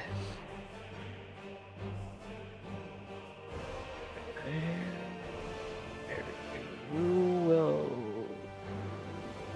be kind of next to me, kind of on my shoulder, waiting in the wings. Also being ready to shoot the other knee with the feathers. Exactly. And can I have my force ballista also be ready to shoot? I'm not exactly sure what the like action mechanic is for the cannon, like, because it doesn't really say. Like, I'm looking on D&D 5e Wikidot, and it just says on each of your turns you take a bonus action to cause the cannon to activate. So So it activates as a bonus action on your turn. It does not have its own action to ready, if that makes sense. Okay, so I would need to use one bonus action to fire it. fire it. And so if I move, then that would be one of the actions? Movement is as a part of that action. So you do one bonus action, and that includes activating it and or moving it. Okay, so I can't have it be ready to shoot. No. Mm-mm. Okay, then that's my turn. Okay. Shade. All right. So ignoring that guy running away, my echo will move its 30 feet. I will spend my 15 movement to swap places with it. I can't go through that wall, so I have to go like all the way around. Yeah, this is weird. That's fine. Okay. Anyways, so it's back over there. Whatever. It's back over there. It's gonna get destroyed because of my movement. I'll use the rest of my movement, which is because I have 30 feet of or 35 feet of movement, to move there and see what's going on in here. Okay. Still invisible. Still invisible. Yep. Yeah. Okay. So I'll give you the full scene. So I already told Magus about the exotic animals lining the back. You actually see this is an owlbear here, and then in the cages to the right are two centaurs. The Minotaur you spoke to, Bullbug, is in the center, but to the left is another Minotaur also chained to the ground, and to the right another one also chained to the ground. In these cages to the left are some what just look like commoners. You can guess they're dressed in rags.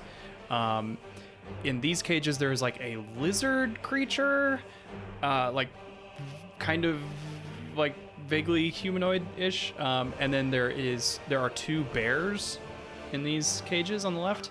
On the right there are harpies in these two cages.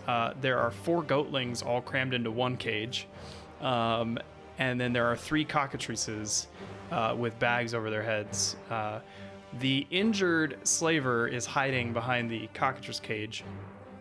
And the last thing is that there are these guard towers up in the corners, and there's one slaver in each, and they are kind of manning like a heavy crossbow that's on like a turret.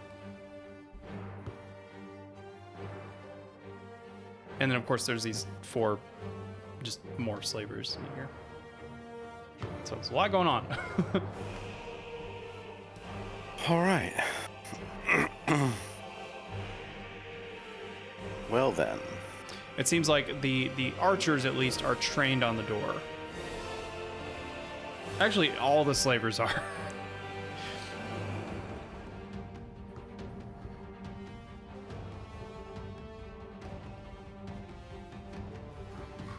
Oh yes. Oh yes. Teleport up to a guard tower. Take us a heavy crossbow. That's what I'm thinking. So I'll use my bonus action to dash. Okay. Or no, my action to dash, because I've already used my bonus action. And that will end my turn. Okay. I'm going to I'm gonna remove these guys, the dead guys, from initiative, and we're gonna roll some fresh initiatives for the people in this room.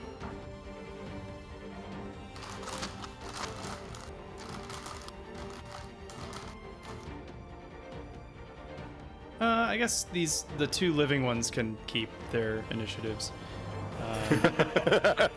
I guess they've earned it. They've earned it. You can have that.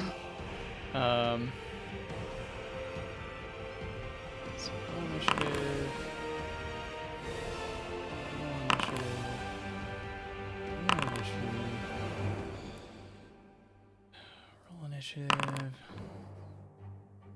Roll initiative, and that's the last slaver, and then we've got Proximo and the captain.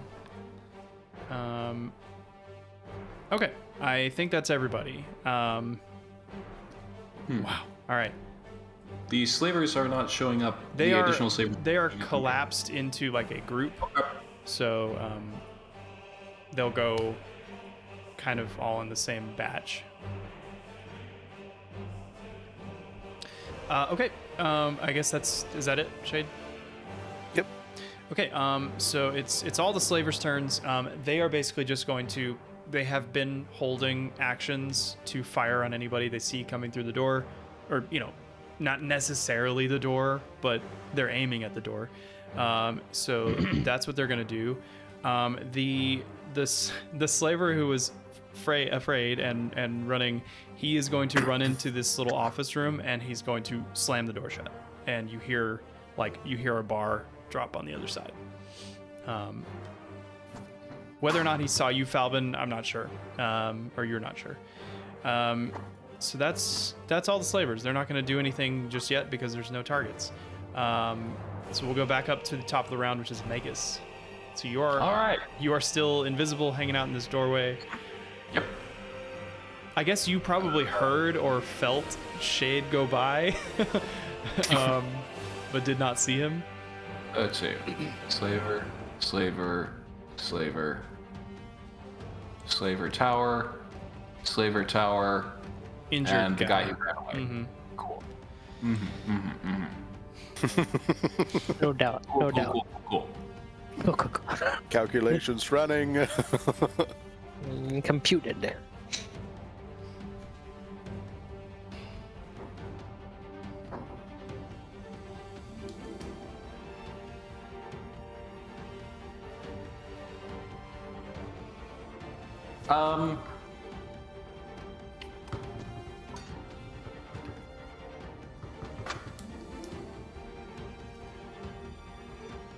I want to do something fun. Okay. Here. You said that Proximo has a whip. Yeah, he does. Cool. I'm going to go up and I'm going to grab it from him. Okay. Because I don't think that counts as an attack. Yeah, probably not. Are you trying to like sleight of hand it or just wrench it out of his grip? I will say he's not holding it casually. He is holding it like ready. It is tight in his grasp. I'm gonna try and sleight of hand it. Okay.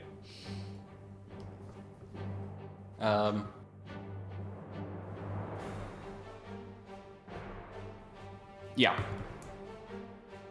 All right. So, skills, sleight of hand. How we doing? I'm gonna use one of my inspirations on that. I don't know why you're burning, so I'm gonna make you not burning anymore. He's burning because he's on fire. Yeah. A There we go. 21. I was actually looking for a 20, so hot damn. Okay, so you reach down to grab this whip, and it is very cruel in appearance. It's got a sharp bladed tip, and it is just kind of made of this like deep red, like wine colored leather. And you grab it, and he goes, "What? It's the Phantom. He's here." And because invisibility affects any objects I am carrying, the whip vanishes. Oh my god! Is it at the time the spell is cast though? Can you post the spell description? Because I think it says anything you're wearing or holding, Let's- but I don't know. let's just double check. It's an interesting part. because it will make a difference, because if it doesn't go invisible, then they can track where you are. So I just want to make sure. Covering a whip. It says anything the target is wearing or carrying is invisible as long as it is on the target's person. That terminology was where we came up with just make Shade invisible and have him carry Right. everybody else. Well, I just didn't know if it meant that when you first cast it, as long as it's on you when you first cast it, but I think this seems to mean that anything you happen to be wearing or carrying is invisible. Yep. Fuck. Okay. Yeah. So it just disappears. Just kind of coil that up. He feels it come out of his hand, and it's gone. Yep. Oh, And he's then I step mad. back. Oh, he's mad. Oh man, he doesn't have another weapon, you guys. I think we just figured out how to beat the Titans. Oh my god. No, you know what's happening? I'm putting a Wiimote loop on every weapon from now on. No, he's got a safety string on that. Yeah. It's Little tied. strap. Yeah. And because I used sleight of hand and not like wrenching it, it wasn't like pulled from his grip. It just kind of wobbled and poof. Yeah. Oh, wow. He's furious. He is furious.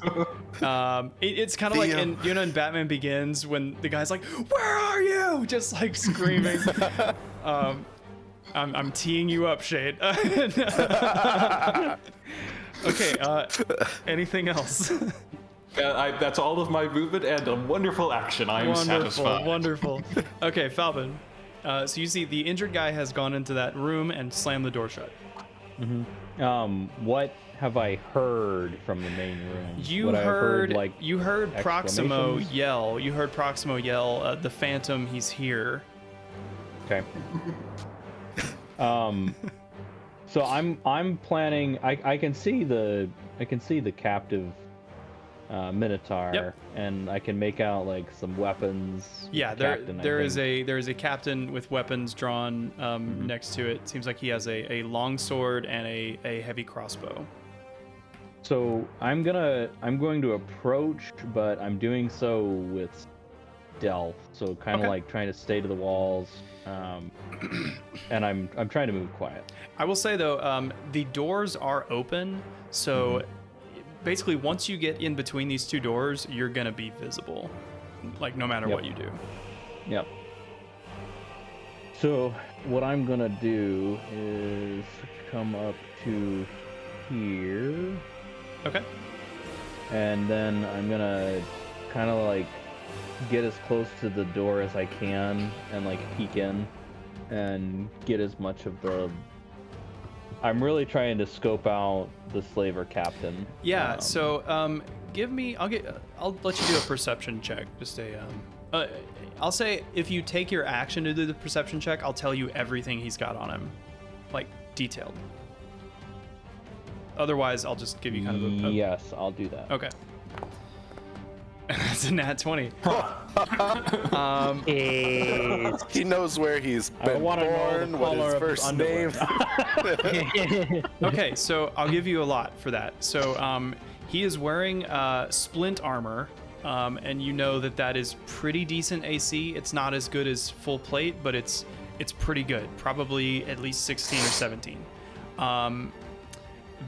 He's got a heavy crossbow on his back, but what's interesting about the crossbow is it seems to be attached to like a net that is carried like underneath it. This seems to be some sort of like trap-based crossbow. Very makes sense for a slaver. He has on his waist a bola. Do you know what a bola is? It's like a Yep. Yeah. yeah. Two nuts on a string. Two nuts on a string, exactly. His main weapon is a long sword, but he does have a short sword on his belt. And let's see, what else would I give you? He looks very competent. This looks like a very solid mercenary guy.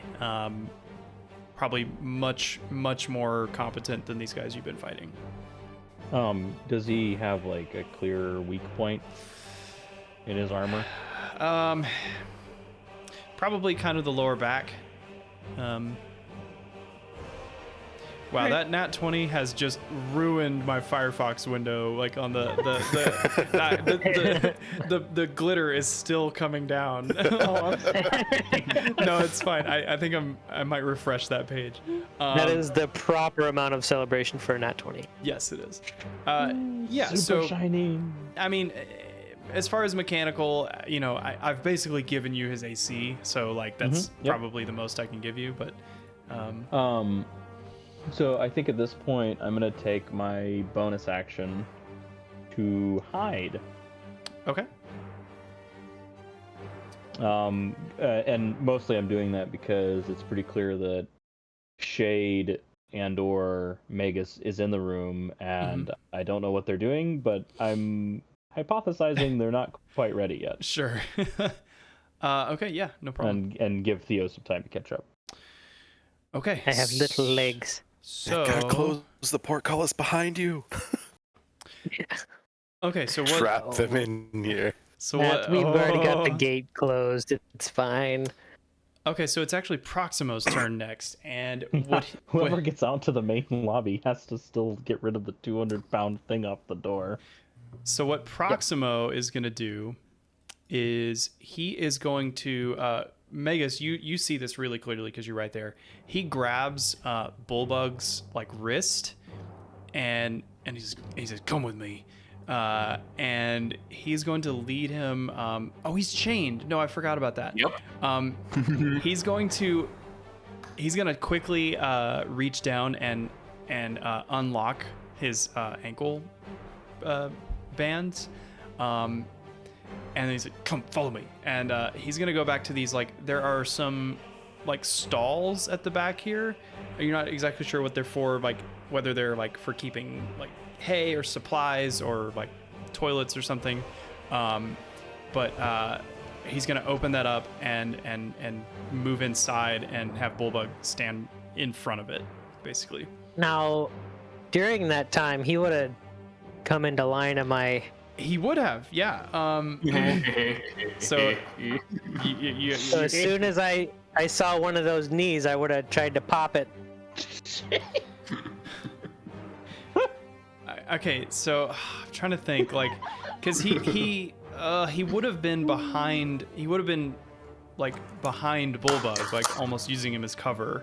But I'll say, actually, roll a d20, just a straight d20, and this will be just a luck check to see if you do get a window of opportunity. Because I think the movement blocking is like kind of unclear based on the grid system. Okay, so that's. That was. If you want to use a luck point to re-roll it, I'll allow it because that's any d20 roll. Yes, I would. Whether that's the rules or not, I'm doing it. I'm trying to select. Because I mean, you did say this was a roll to see how lucky he is. That's true. That is true. The spirit of the rule endures. I can't move Rue, so I can't select Theo. Just roll a d20 on Foundry. Like, it doesn't have to be a character roll. But So, like- Theo's luckier. Oh, okay. Sure. And just barely. He's just barely lucky enough. We'll say it's like that mission in Call of Duty 4 where you're like trying to snipe what's his face from like a mile away, and like you're waiting for the right wind in the opening. Yeah, you do get a window to take a shot. Yes. And that's a hit on a 19. For 11. What is this with 11 damage? You get him in the leg pretty good, or in the arm. His whipping hand. And he goes, oh! And he grabs Bullbug, and they rush in, and he is injured, but you've injured him. And that's his turn. Now, Theo, since that used your reaction from a prepared action earlier, you have your full turn now. So these prone rules sounds like it's the way to go. Does that increase my accuracy It somehow does not, if I like get down? It doesn't increase your accuracy. It just makes you harder to hit with ranged weapons. Melee weapons, if they're right next to you, it's normal. Actually, they have advantage if you're prone. I have little legs. Everyone is able to like sprint. You might need to dash. Yeah. Okay, I don't want to be in what? this. I can't move. For some reason, it's not letting me move. It's because anything. you're on the ruler. That might be a reason. happens to me all the time. Reason. I'm going to rig up. I'm going to attach a rope over here to the lever, Okay. and I'm going to loop it in such a way that one rope will position the lever to open. Because there's no way to open this once you're through, right? On the other side, or is there? No, there's not. Teleport tiger. The lever has to be thrown from inside this control room. I So believe in science. so let's say the closed position is down, right? And then the open position is up. So like right now, And- both levers are up. Is this something Rue would be able to turn, or is it too heavy? I'd say, yeah, probably, yeah.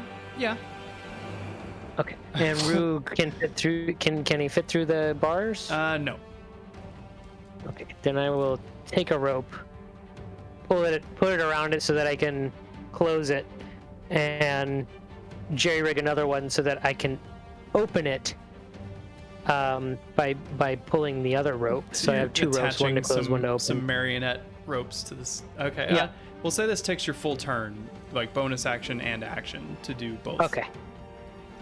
So I'll get that all geared up to. do Are you what needs having to the be done. ropes like? Are you tossing them through the little window, or what are you doing with the ropes? The leading. This window would be probably more. Yeah, I'm gonna window it Okay. over here so it's slightly hidden, so just anyone can't pull it. Right. Like kind of tuck it away so that it's not visible unless you're like really looking for it. So if you're frantically trying to get out, you're not probably gonna find it. Sure. Yeah. Interesting. Every turn has been a surprise. Every turn. And then Mr. Walker will slowly make his way up. I will say though, because you used a bonus action as part of your rigging everything together, you can't Not move moving. him this turn. Mr. Walker will stay back, Yeah. and Rue will be on Overwatch. Okay. Okay. All right, Shade. So you are up in the prison yard. There is I'm gonna say the lion in this cage is like sniffing in your direction. I'm moving away from the lion. But it's your cousin. Yeah. your cousin How tall Leon. He's on it to show dominance. We'll say tall are this these is towers? like 15 feet above the floor. The cages are, well, they're 10 feet tall. This one has an elephant in it. I don't know how tall elephants are. That one's taller. It's a miniature elephant. No, it's a big elephant. Pebble size. We'll say this cage is 15, the others are 10, and the towers are 15. All right. I'll get there. From what I can see, this guy is like dead eye on the door. Like, Yep. cool. And the I other thing will about the attempt- towers is that they are it's just 4 posts that go straight up. Like there's no like cross beams or anything to make it difficult to climb. Right. So it's literally just like a platform you can Yep. look out on. All right, then I'm going to summon my echo right here next to this guy. Amazing. Like next to him or behind him? It's kind of if we'll let that count as 15 feet, then I'd want to do it back here. Yeah, but that's fine. Again, we're leaning Okay. into the horror the horror aspect of it. Whatever you think is scarier, we'll go with that. yeah, so it's behind him. Love it. Do you need help moving him? Oh, he's in the other room. I got it. I've lost him. Yeah, Okay, there so we go. he's voop. Yep. Silent. And yeah, that will be Shade's turn. So can 'cause you that's my can you bonus action. right now you can perceive like what your echo sees through the through his... Yeah, it's not super clear on that, but we've been treating it like Yeah. at least I have some amount of it. So I'm gonna say that you can tell there is a series of levers up on this tower, oh, like a That's lot, what I like was a afraid lot of. a lot of levers. Oh, uh-oh. Oh, no. that's exactly oh, what I was afraid of. no. Oh, no. So my echo's gonna kind of at that, noting that, we'll kind of crouch down to be not as obvious to this guy over here. And Yeah, like the echo pops up, and the archer across the way, like the exclamation point starts to fill above his head, and then you crouch down, and it goes away. Right. It's like that type of thing. And yeah, we'll go with that. This is so nutty. I love it. Wait, can somebody speak? Hello. Yeah. Oh, thank God. Okay. I speak. I flipped over to OBS just to check, and like you guys' audio was just at flat, like nothing. Oh, no. Note. But it's because y'all were You're just reacting to all of this going on. because y'all were totally quiet. Oh. Because I swear to God, if we don't record this one, I will be mad. I will be mad. Okay. All right, and that'll be Shade's turn. What a turn. Okay, so it's all the slavers' turns. They still don't see anybody. So they're gonna keep holding their action. I love it. I love it so much. We'll say the captain. The captain here, he's gonna. What is he gonna do? He's gonna move over here next to this Minotaur. And then we'll go back to the top of the round. Magus. Okay. Given my understanding of oaths, would Proximo be able to order our friend here to defend him? Actually, it depends on how long you studied the logbook, because the logbook would have had the exact oaths in them. Right. Can I roll for it? Yeah. We did all like kind of look over it. You did. I don't know if I was Roll, studying it in depth to memorize. I guess just roll a d20, and if you get high, then you did study the portion on Bullbug's oath. All right. Oh yeah. Ah, it's a nat 20. I know exactly what's going on with this oath. And we've broken the Firefox window again. Yeah. Okay, so yeah, you know that Bullbug specifically is sworn to protect Proximo. And that protection would involve like attacking us if he had to. Or is that something that Proximo would have to order Bullbug to attack us? Yeah, we'll say it is like he is sworn to defend Proximo according to his commands, essentially. Yeah. Okay. So at this point, Proximo has only told him to follow. Yep. Because right now there's no like who are we gonna attack? Using my full movement. Oh, wait, that's the wrong thing. Okay, using my full movement, I can get up next to him. Okay. And I am going like, I want to like take the whip and form it into a loop, and very quickly like shift it over Proximo's head and tighten it into a gag. So he is behind a closed door. Oh, he is behind a closed door. Yeah, Dang. it's like a Okay. closet kind of thing that he's ducked into. Well, never mind. All right. That would have been cool. Yes, it would have. I had to refresh the freaking page again because the Okay. glitter. Then we're going to do things a bit differently. Do I have anything on me? Let's have a look at my inventory.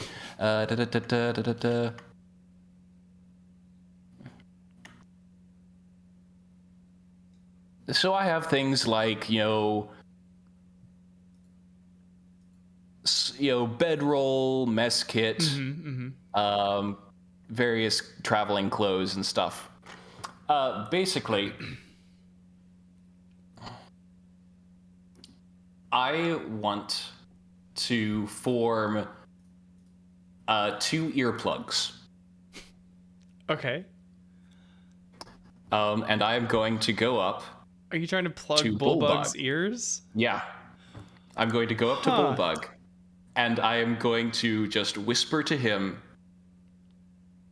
"No more taking orders for now," and I'm going to plug his ears. Huh. Huh.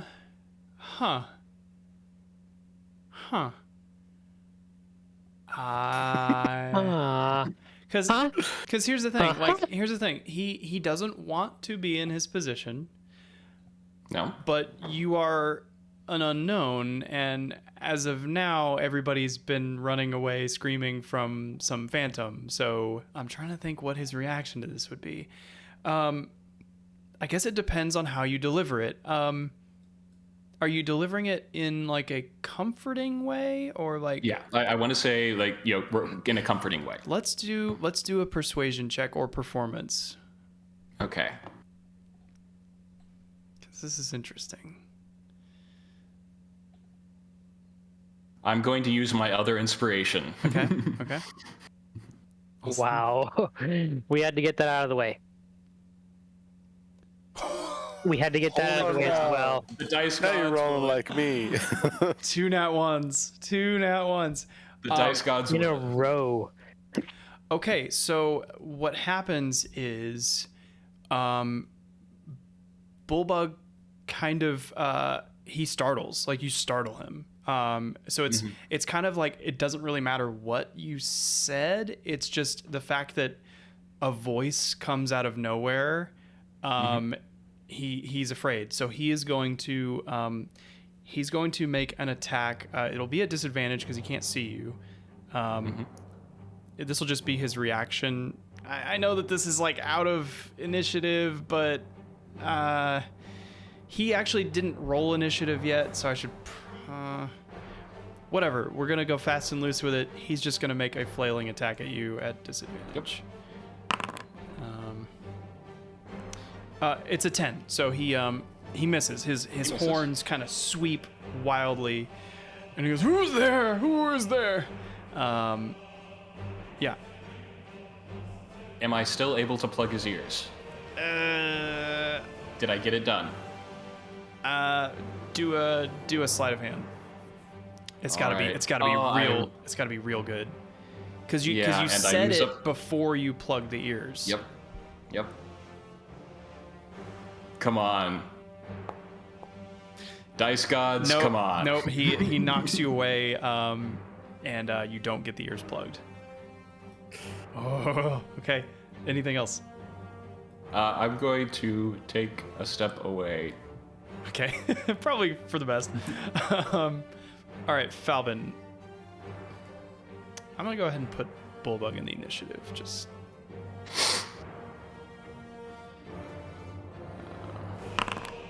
Okay. Wow. He rolled real bad. Okay, so who's next? It's Falbin. Yeah. Huh. Just walk out there. So I can see Bullbug from here. Yep. And I saw him like attack the air. Yep. And It's like a bee, I or a still spider haven't web. heard like commotion. So like Yeah, you hear like people afraid, and like yeah. it's like there's ghosts. Yeah, so I know that like Shade and Magus haven't made a move yet. So I'm kind of in this weird position where I'm like, I don't know what I'm walking into, and Shade and Magus haven't made a move, and Theo is doing something with levers. Yeah. Nothing new there. I always pull the levers. That's right. So I think I'm gonna hold. I'm gonna reserve an action. This is kind of weird, because like I'm not standing in the doorway, so I probably can't reserve an action to attack because I don't have line of sight. I mean, you could reserve an action to attack somebody should they enter your line of sight, but you don't know when or if that will happen. Yeah. So I think I'm gonna do that. Okay. with the thought that maybe the captain's gonna make a move. Yeah. Like until you And get then I'm some gonna information. sit tight. I'm gonna use my bonus action to hide again and sit tight. Okay. Proximo is He's behind a door. He's not doing anything. he's behind a door. And he comes out with the Infinity Gauntlet. What Proximo is gonna do, Oh. he's gonna crack the door. So he's gonna open it like a foot. And he's gonna yell, "Throw all the levers, you fools!" And that's his turn. Theo. I'm gonna do as he says, and I'm gonna throw the lever after I'm on the other side. So you pull your levers. Yeah. But do you actually do that? Okay, first, in all seriousness, can I pick up You can my pick it up. ballista? You can pick it up, yeah. And so I have him kind of walk over here, and then I'll pick him up. Yep. That's fine. And then I'm just gonna. Can I dash and then like pull the rope as I'm running, or would that be an action to pull the rope? I think you could have Rue pull the rope. Okay. Then I will do that, and dashing gives me 30 feet Twice? additional. Yeah, twice. Yeah, another move action essentially. That's okay. So that's so I have 35 feet, which would be 70 if it's double. Yeah. I only get this far. You ran all the way out and then ran back, so you have more movement. Well, like, can you reset that some? Jacked it up. Let's see. So you started here, and the turret was like here. Yep. And then we met there. So that's 10 feet there, and then you go north. So that's the end of your first movement there, and then you can move 30. Or sorry, you had 35 feet. So 30 feet. 30 feet. 30 feet. Okay, so you can move 30 more feet. That would put so you. max, you could move up here or stop at So door. I'll come up here with you, holding my turret. Holding your turret, just like. Rue will come over here, pull the rope, Okay. and then fly over. The portcullises begin to close. Yeah. All right. Shade. All right. First things first. Swap teleport. First things first. Oh boy. All right, and now this is when things get fun. And you can see this guy. He's like leaving the crossbow and starting to reach towards the levers that. So line he's this. like just starting to turn around. Yep. Yeah, I'm going to attack him with my my glaive pommel. If you knock him out of this Glaive. tower, I'm gonna be so happy. That's exactly what I'm going for. And he's gonna Wilhelm scream. Okay, no, let's not get ahead of ourselves. Because I'm like hidden and stuff from him. Do I have advantage on this? Yeah, sure. He has no idea you're there. Oh, come on. Oh, inspiration that. I am do you going wanna- to do inspiration that? that, Okay. which I get to re-roll at advantage Yep, again, yep. right? Yeah, according to our rule. Yeah, 22 hits. And I'm hitting with my Your pommel. Yep, just a second. Let me do this so I can get the This is so much more Equation. tactical than I expected. I love it. Like all of it.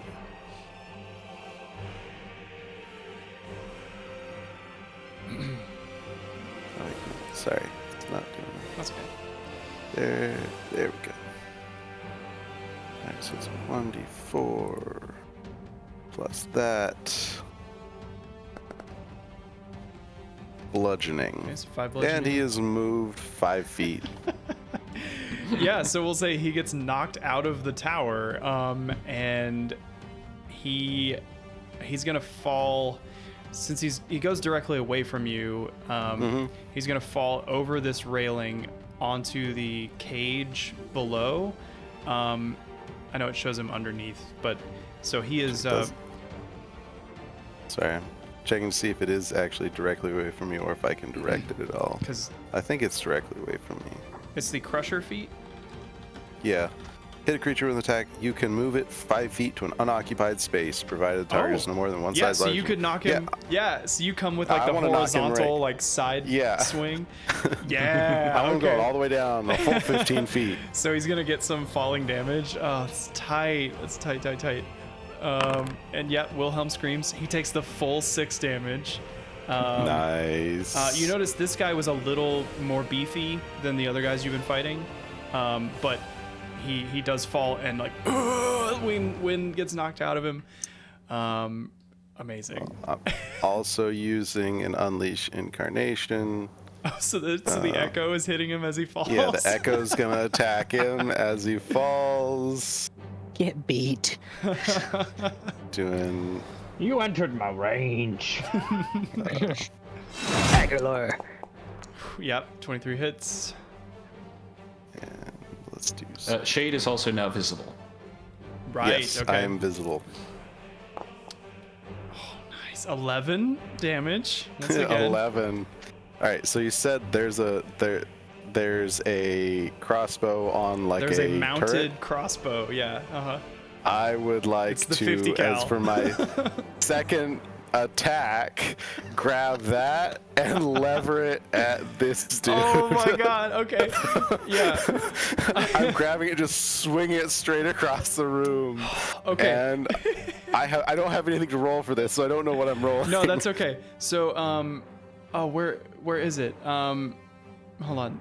Okay, so it's gonna be a D10, a D10 plus 4. Well, it's an attack first, right? Attack first. So it's gonna be it's whatever your ranged, like it'll be your dex mod plus. You're proficient with heavy crossbows, right? Because you're like a fighter. I should be. Yeah, I'm so a fighter. So it'll be dex plus proficiency plus your d20 roll. all right, so my dex is So cool. +3, and proficiency is +3, so it's +6, right? Yeah. 1d20 plus 6. Oh my god. You are not going. Browser exploded. Okay, so you're not gonna believe this, but this crossbow has an effect where if you roll a d20 or if you roll a nat 20, you get more damage. So there's an extra 2d6 piercing damage on top of it being a. This is gonna do a shitload of damage. So okay, So I'm rolling. so you get The 10. tower explodes. You get 10 plus the d10 plus 4 Jeez. plus 2d6. 10 plus 10 plus 4. And this freaking window plus- is jacked up again. You sons of bitches. I need to fix that. I don't know what's going on. So I got 2d6 plus 1d10 plus 10 for the Plus damage, 14. right? Plus 4. Plus 4. Plus 14. So, You get 10 plus 4 plus 1d10 plus 2d6.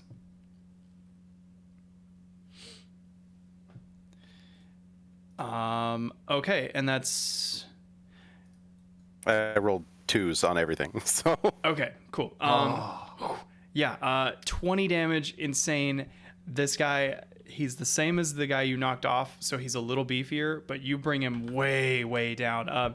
So you pivot across, and he is like looking down at the doorway with his crossbow, and then he just like glimpses over to the right and sees you, and then he's like trying to swing around, and then just like in his upper chest, wow,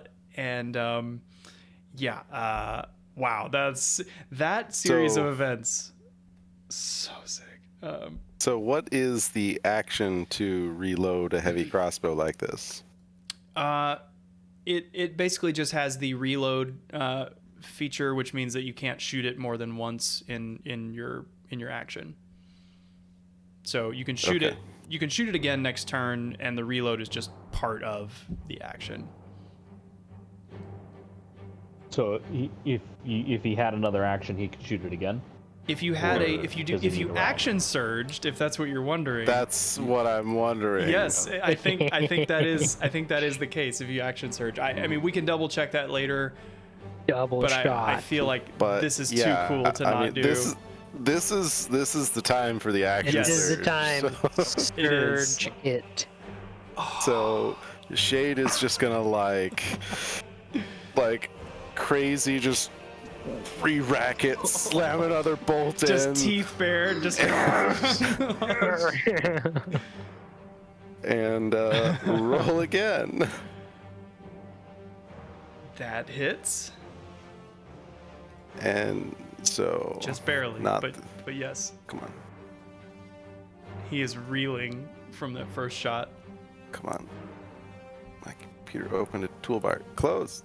Get back to the screen. I just want to. This is one of those things that I would love to see like fast forwarded in like a like an animation or something, because just this whole turn is just nuts. This whole Oh, no. encounter has been nuts. Where did my? Okay, there it goes. All right. So I'm doing.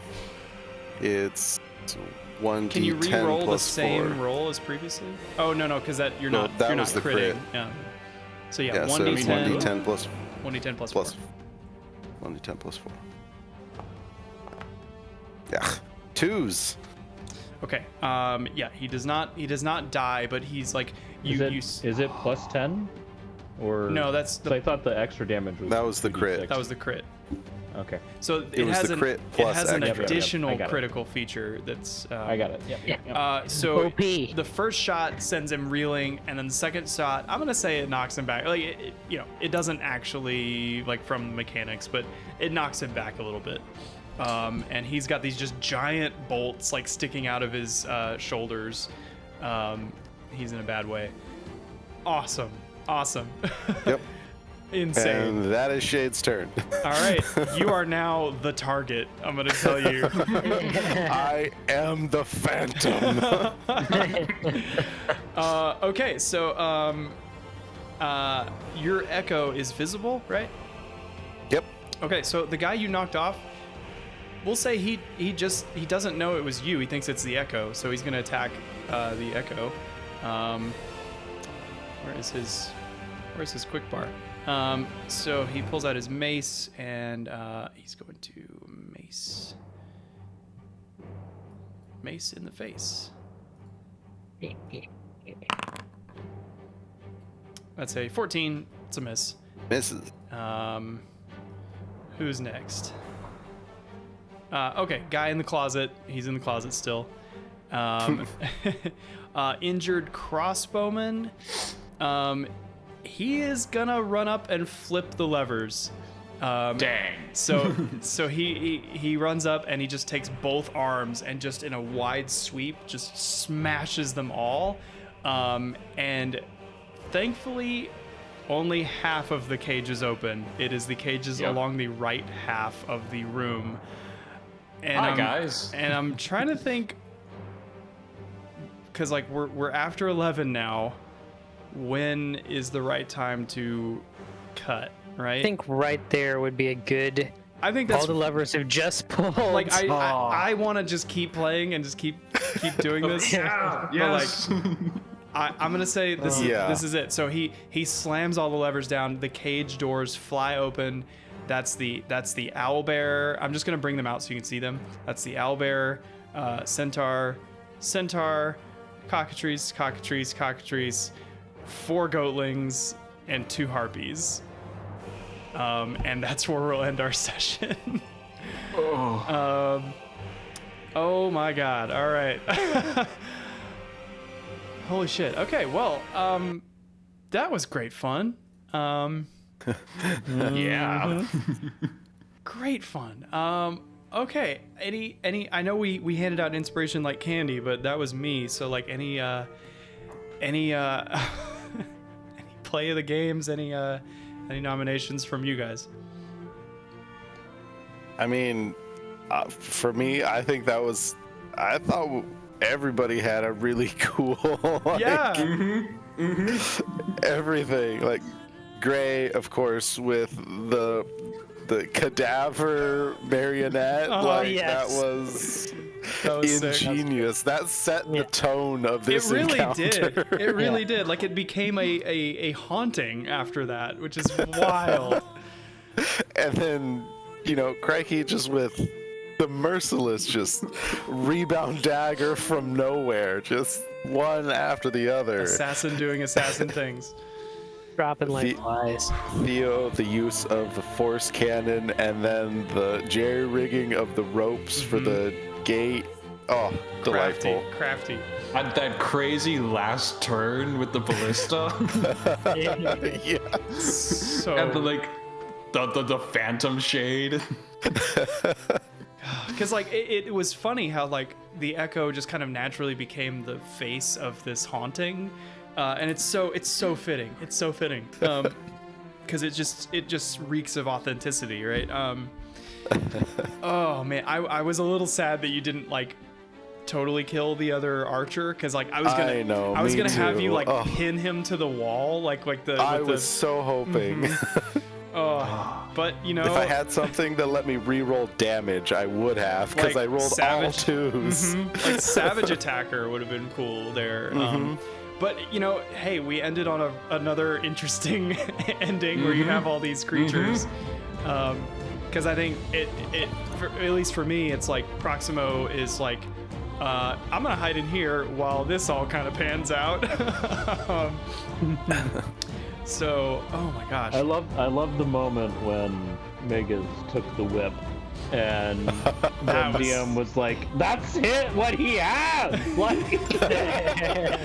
it's so perfect though, because like I gave him the whip because I'm trying to cement him as a cruel person, and of course he's the one that's been whipping Bullbug, and it's also his primary weapon. And when you take that from him, what it does is it uncovers who he really is, which is a coward, right? So, perfect. It's perfect. Oh God. Okay, well that went way better than I was expecting it to go. Like, I know that I haven't damaged you guys at all yet, but like, we had fun, right? Yeah. So, Yeah, that was. Oh man. Okay. Well. Regardless of what else happens, I mean, I know it's an unlikely case, but I really hope the guy hiding in the closet survives to tell this horror ghost story. Well, and here's the thing. That's probably up to you guys, right? Because it's like, I know. Oh, it's so good. Yeah. So here's one thing. Another kind of constant in this campaign, at least from my perspective, has been low-level guys that don't quite get killed, and then that becomes like a really interesting narrative thing. Like with was it Linus in the you couldn't kill him. He was like invincible, but you got this cool character moment out of it, and like a look into like the humanity of the opposing force. And then you get like the Cult of the Snake Scout, who gives you like the password to like shut down the encounter. And then this guy, like I love it. Oh man, what fun! Oh, the Lady of Coins spends years building up fear by petrifying people one at a time. No. This is how you do it. Expedited process. You want real fear? Here's how you do it.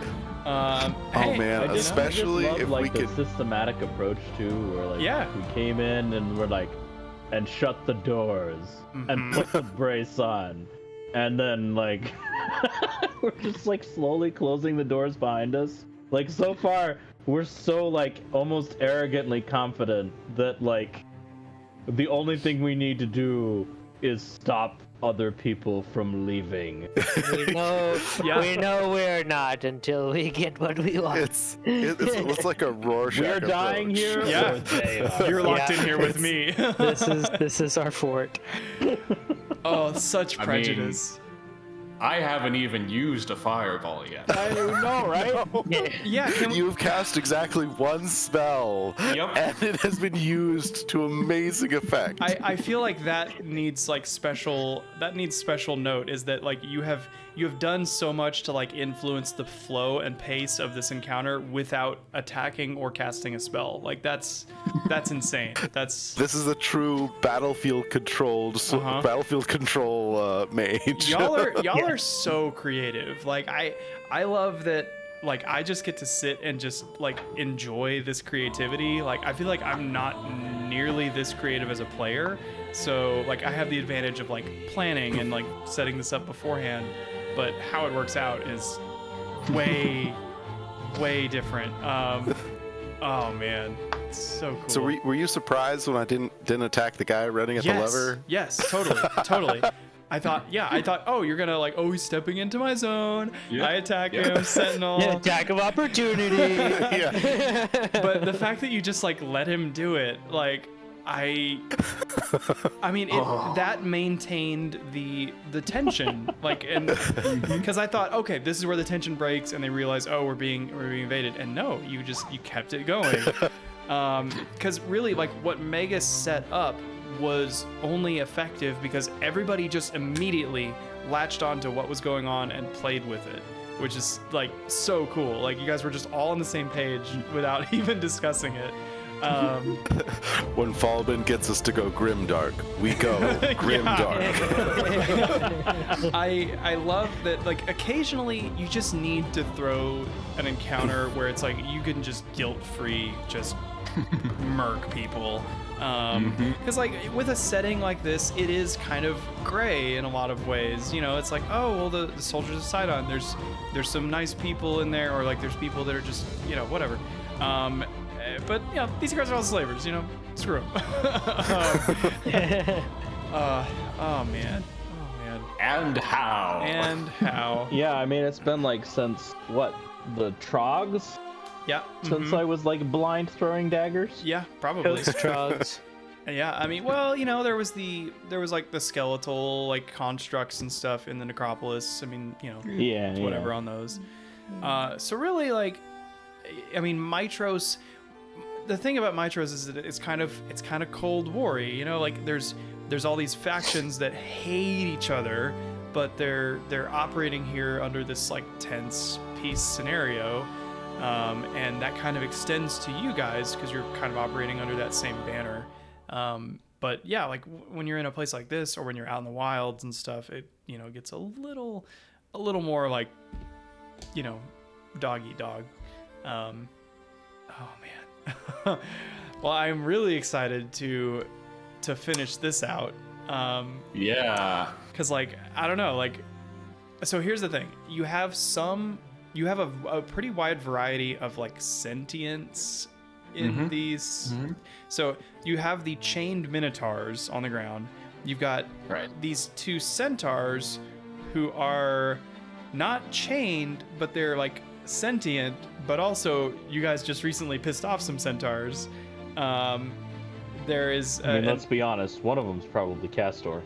Oh man! No, he wouldn't get captured Castor! again. No, that guy's a Nimrod. I wouldn't be surprised if he did.